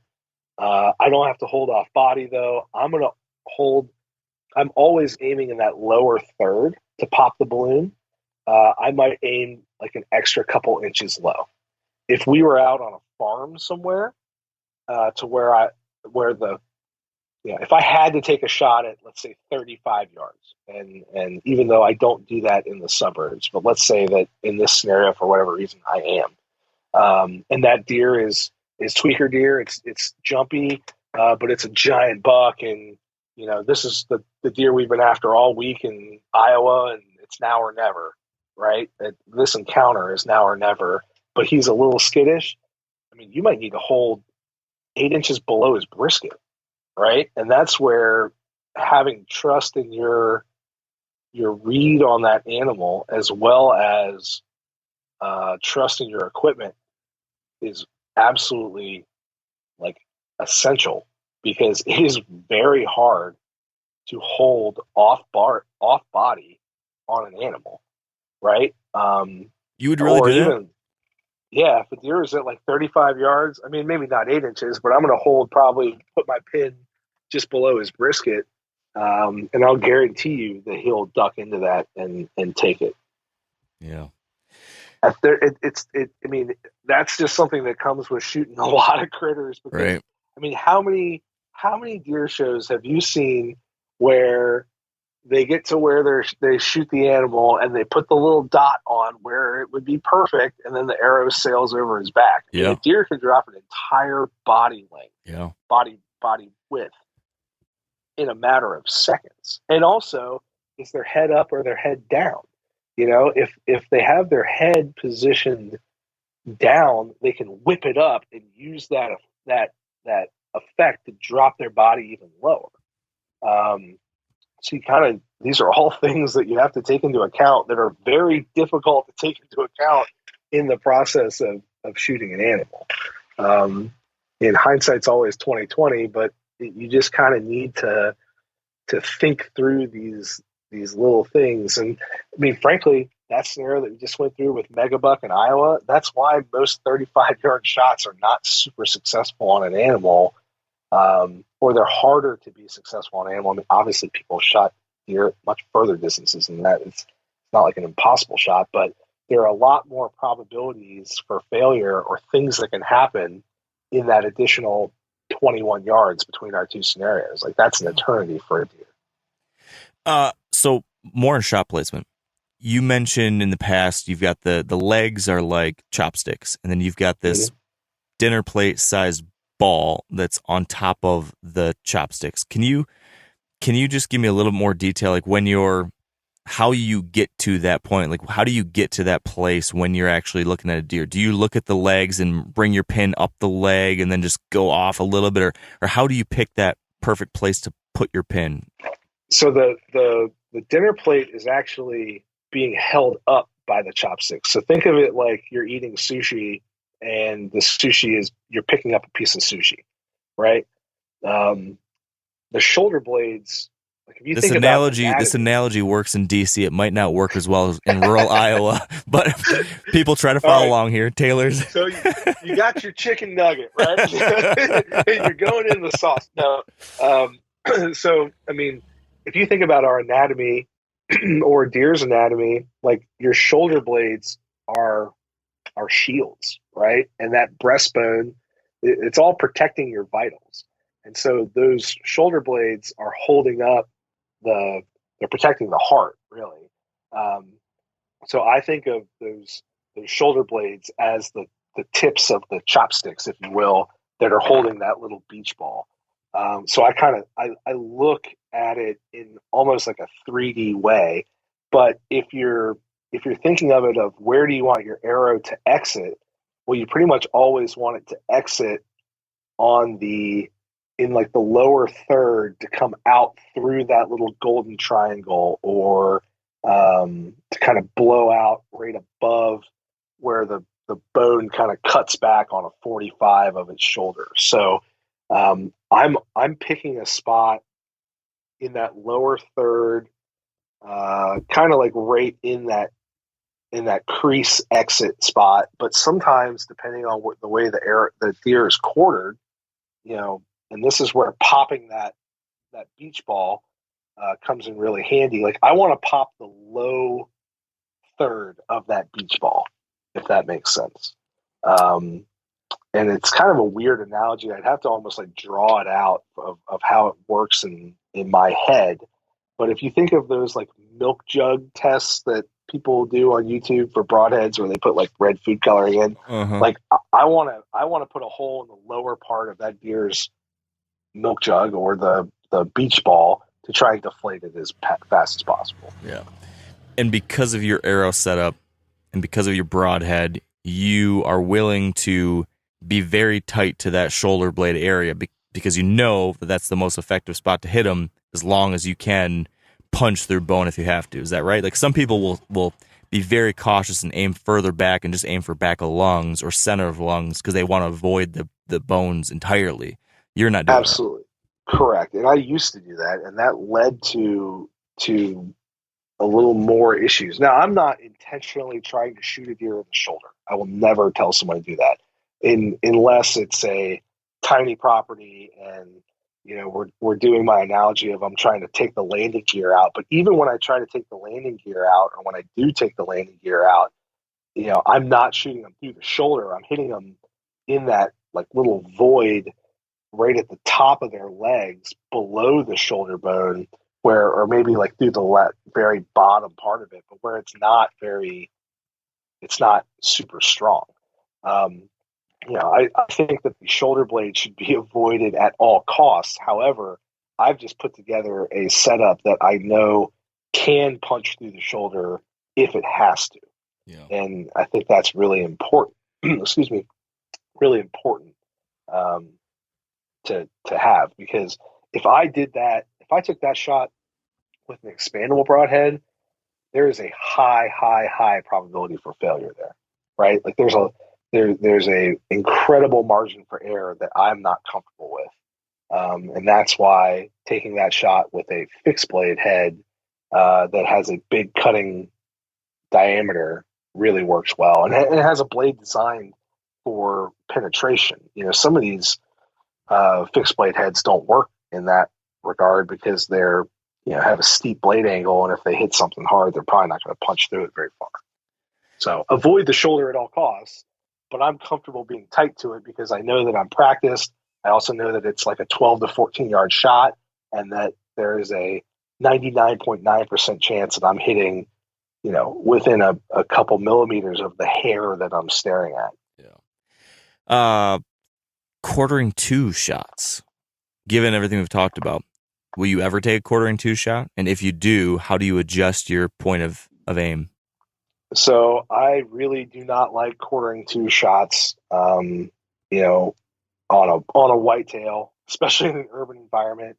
If you're hunting from the ground and you're, on your farm in Missouri or wherever, like if you want to shoot them in the throat, go for it. But you need to be really comfortable with the understanding of a deer's anatomy. And so that same line of thought of the shoulders and the breastbone are protecting the vitals.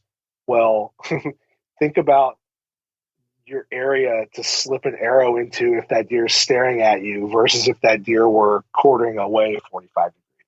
Like all the goodies are exposed if that deer is quartering away slightly.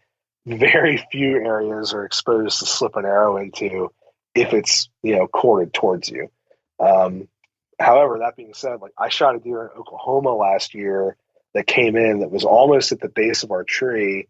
And I shot him almost straight down between his shoulder blades and down through his heart, and he died on the spot. Now I was comfortable taking that shot because, one, I'm highly experienced at shot placement, but two, there were like 12 deer around us, and we were in this tiny little tree, myself and a camera guy, and there was a high likelihood that we were going to get busted if that deer didn't get shot right then. And so, while that wasn't us forcing it, you also need to know when there is an opportunity, you need to feel comfortable in seizing it with appropriate timing. Yeah. Okay, here's another example of a tricky situation. Moving deer. You've got a buck coming through, there's a shooting lane, it's your only shooting lane, and he's going to walk through it. Would you ever take a moving shot, or is it always that you stop a deer and shoot it? Like, how do you handle that? Yeah, I am not comfortable taking a moving shot. I really prefer to have an animal stop on its own, because, when you shoot a deer that's like feeding through an area or kind of slowly walking through on their own pace, they're much calmer than they are when they're slowly feeding through and they think they're all alone. And then all of a sudden it's like, Matt, like that deer is going like, what the hell? I mean, imagine if you're in your backyard, just dicking around, and all of a sudden somebody yells out for you. You'd be like, whoa, like somebody's here. What's going on? Similar thing with the deer. So I try to not make any noise. However, if an animal's moving and I need to stop it, I will most certainly bleat at them very softly, like a very soft, like, meh, meh.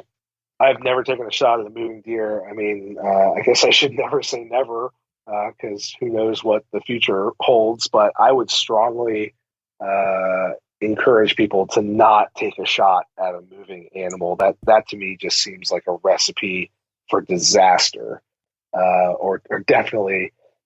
I think if people have made it this far in the episode, they understand that I'm like a big probability guy. Like, I like to have the odds in my favor, and that seems like something where the odds are very firmly stacked against you. Yeah. Is there any other element of in the tree preparation that leads to an accurate, successful shot? I mean, is there anything?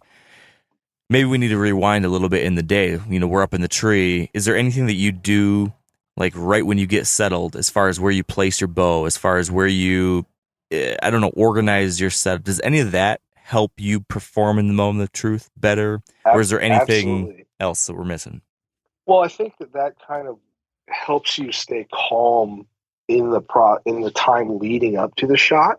Like, my bow is always in the same spot. My pack is generally in the same spot. I know where my release is.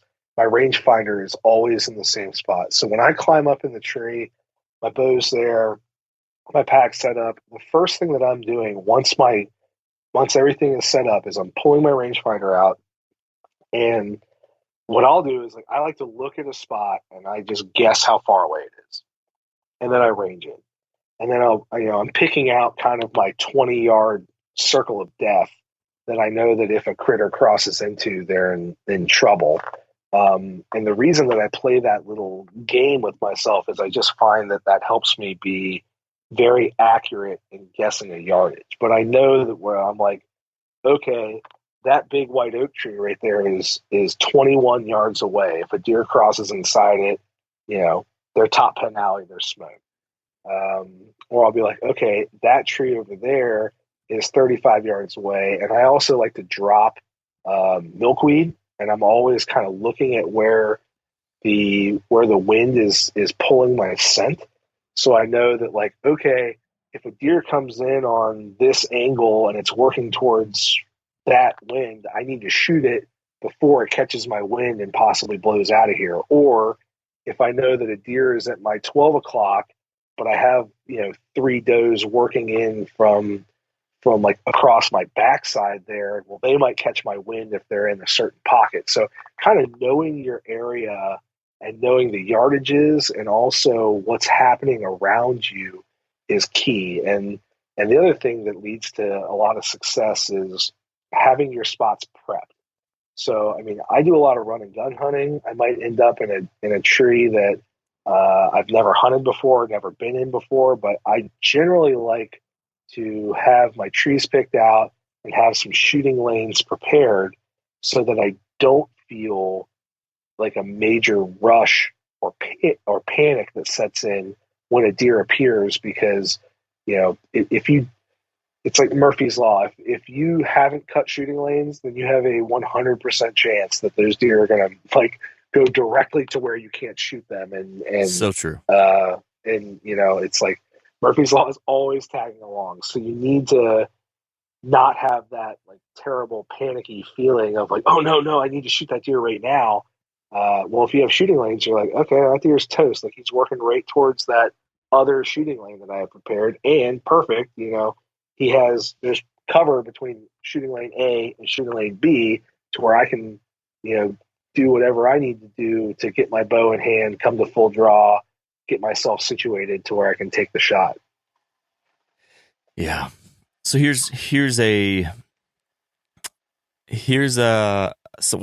rather than stating my assumption, I'll paint a picture, I guess, of something I think that happens a lot today. And I'm curious in your thoughts about this, because I think this ties directly into why you are the perfect person to talk about these things, because of the world you live in and the lifestyle you've chosen. But here's a scenario that I think is pretty common these days. More and more folks watch and consume and listen to media in the hunting world with people who are targeting big old bucks, all right? They're all about holding off for a 5-year-old, or they're holding off for a 150 or whatever. And they hunt in Iowa or they hunt in Missouri, and there's big deer like that.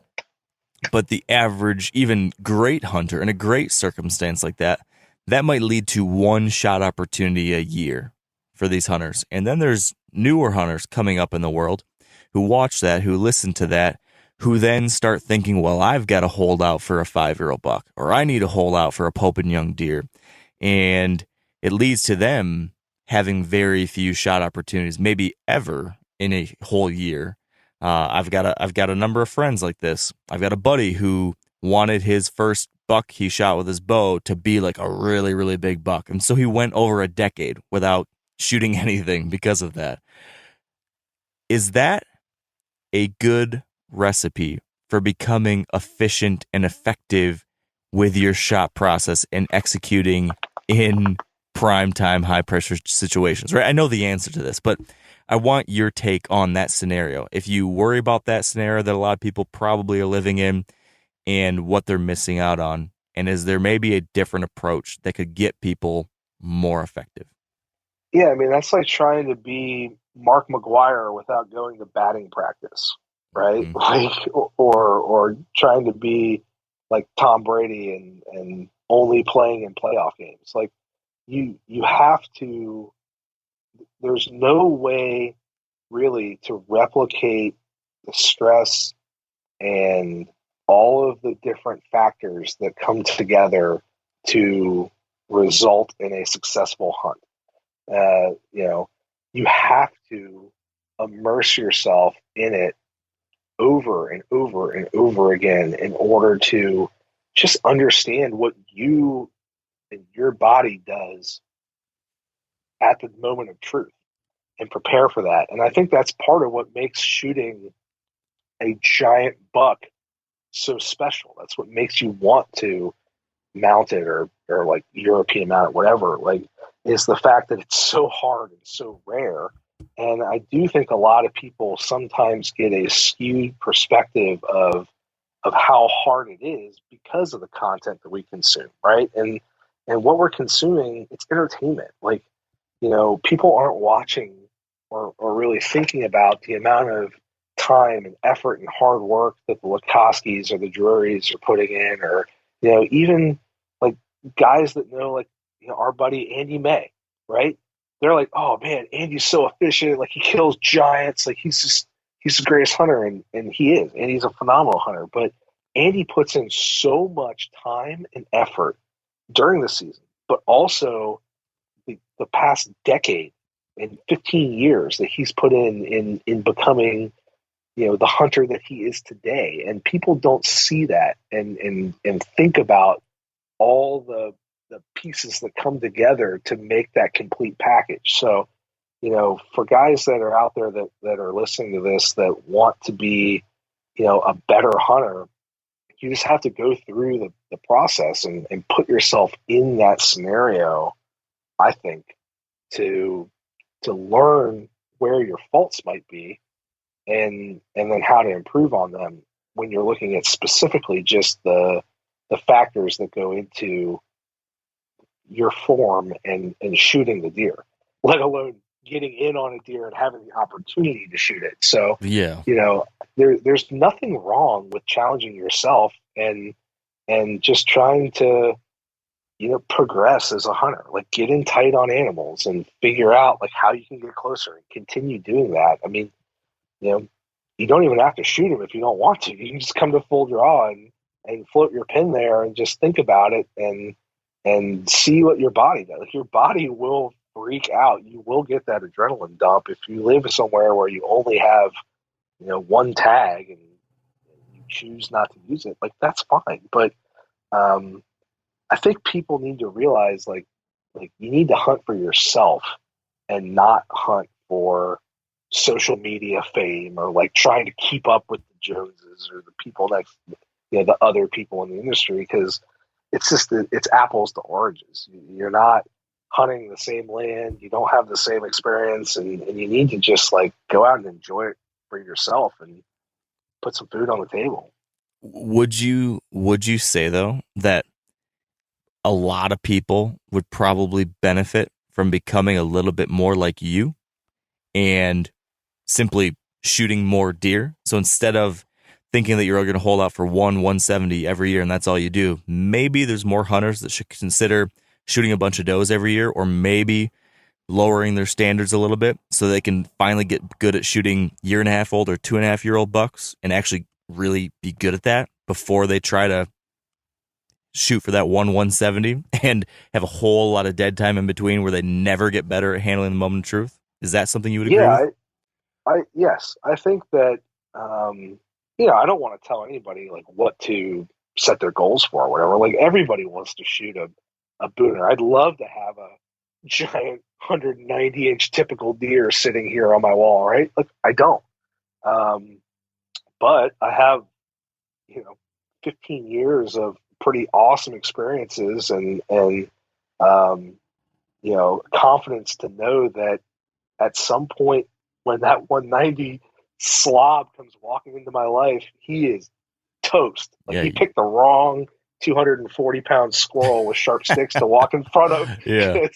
Because I know what I'm doing. And I think that a lot of people would really benefit in shooting does and becoming the most like proficient harvester and hunter that they can be. Like master your world and try and perfect it. And I also think it's important to keep the mindset of always trying to better yourself. Like I don't think that I'm any like expert on this stuff. I just have done it a lot, and I'm super anal and analytical to where I'm always striving to be better. But I don't think I've like perfected it. I'm still trying to get my gear better. I'm still trying to continue tuning my stuff, even more, or see if there's a way that I can be more efficient. Like I try to never stop learning and have that mindset.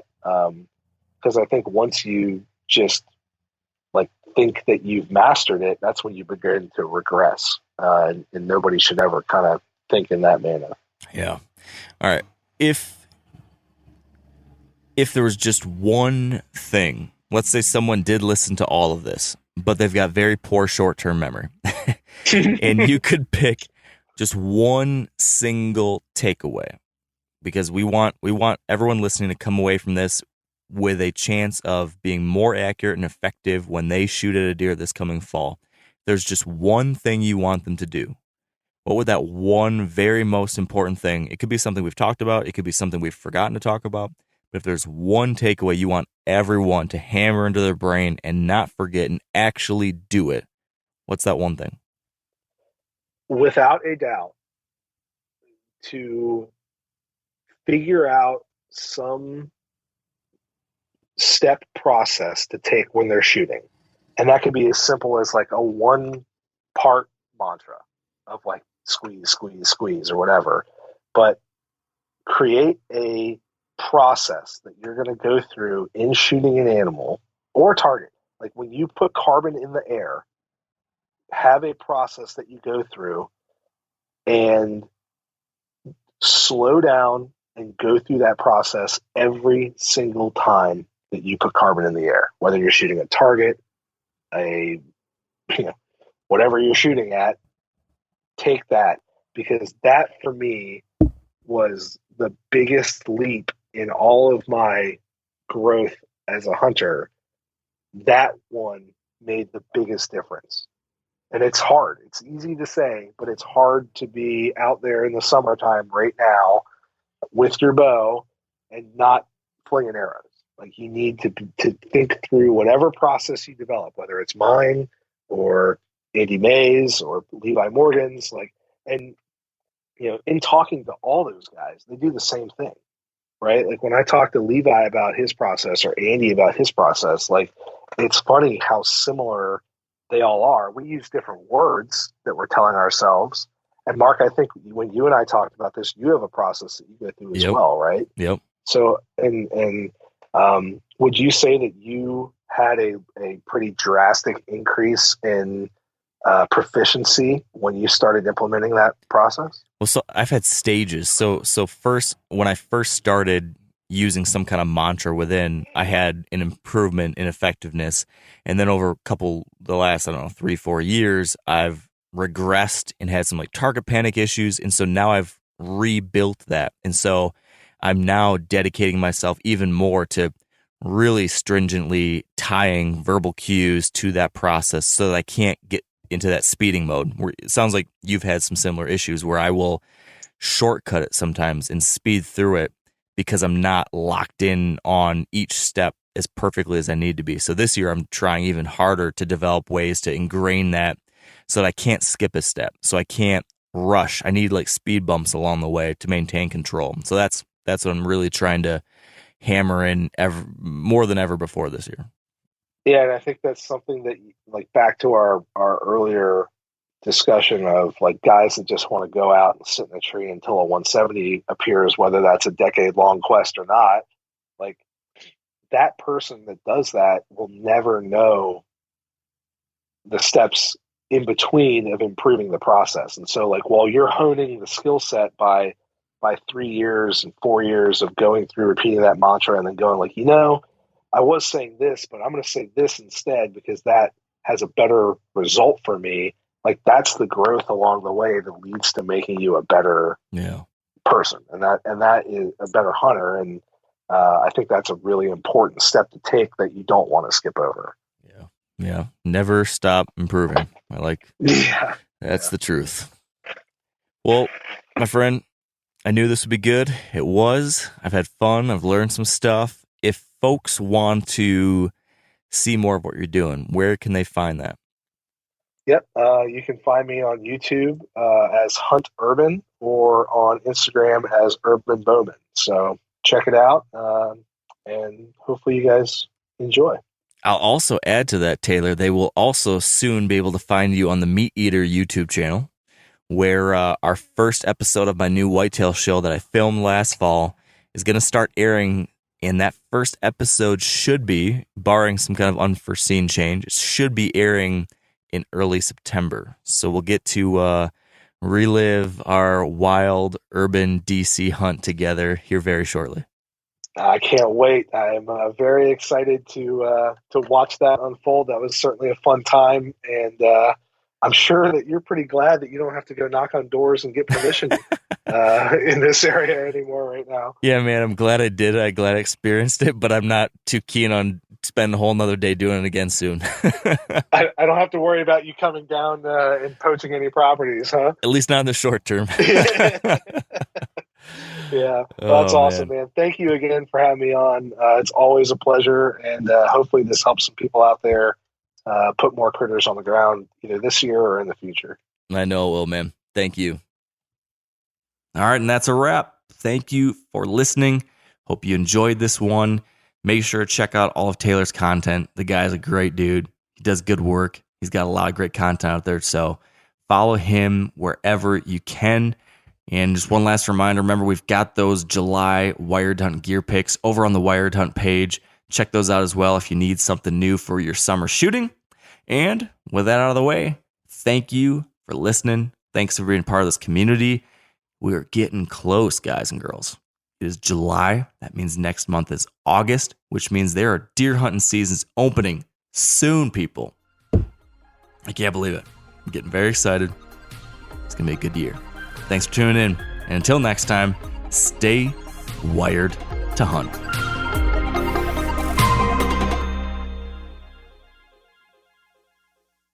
I'm sure a lot of you guys remember the old ceremonial hunting tradition of eating the heart out of the first animal you kill. Meat from those organs are among the most nutrient-rich foods on the planet. You can get those same benefits your ancestors craved via convenient daily capsules from Heart and Soil. Find out more at heartandsoil.co. And remember, use code MeatEater for 10% off your purchase. Hey everybody, listen up. I got mega huge news. Meat Eater Live is heading back out on the road. That's right. Join me and the crew. Clay Newcomb, Cal, Yanni, Spencer's going to be there. Phil the engineer's going to be there. Meat Eater Live headed back out. Now, when you get every ticket, okay? Every ticket you buy, you get a signed copy of our new Meat Eater Outdoor Cookbook. This tour is celebrating the release of the book. Buy a ticket, get a signed copy, Meat Eater Outdoor Cookbook, wild game recipes for the grill, smoker, camp stove, and campfire, which I'll point out is a $38 value. Here's where we're going to go. April 23rd, the Mesa Arts Center in Mesa, Arizona. April 24, the Balboa Theater in San Diego. April 25, the Grove in Anaheim, California. April 27, the Crest Theater in Sacramento. April 29, the Union in Salt Lake City. April 30, the Egyptian in Boise. May 1, the Wilma Theater in Missoula. May 2, the Bing Crosby Theater in Spokane, Washington. May 4, Revolution Hall in Portland, Oregon. And May 5, the last day of the tour, Pantages Theater in Tacoma, Washington. For tickets and more information, visit the events page at themeateater.com. Hope to see you at the show.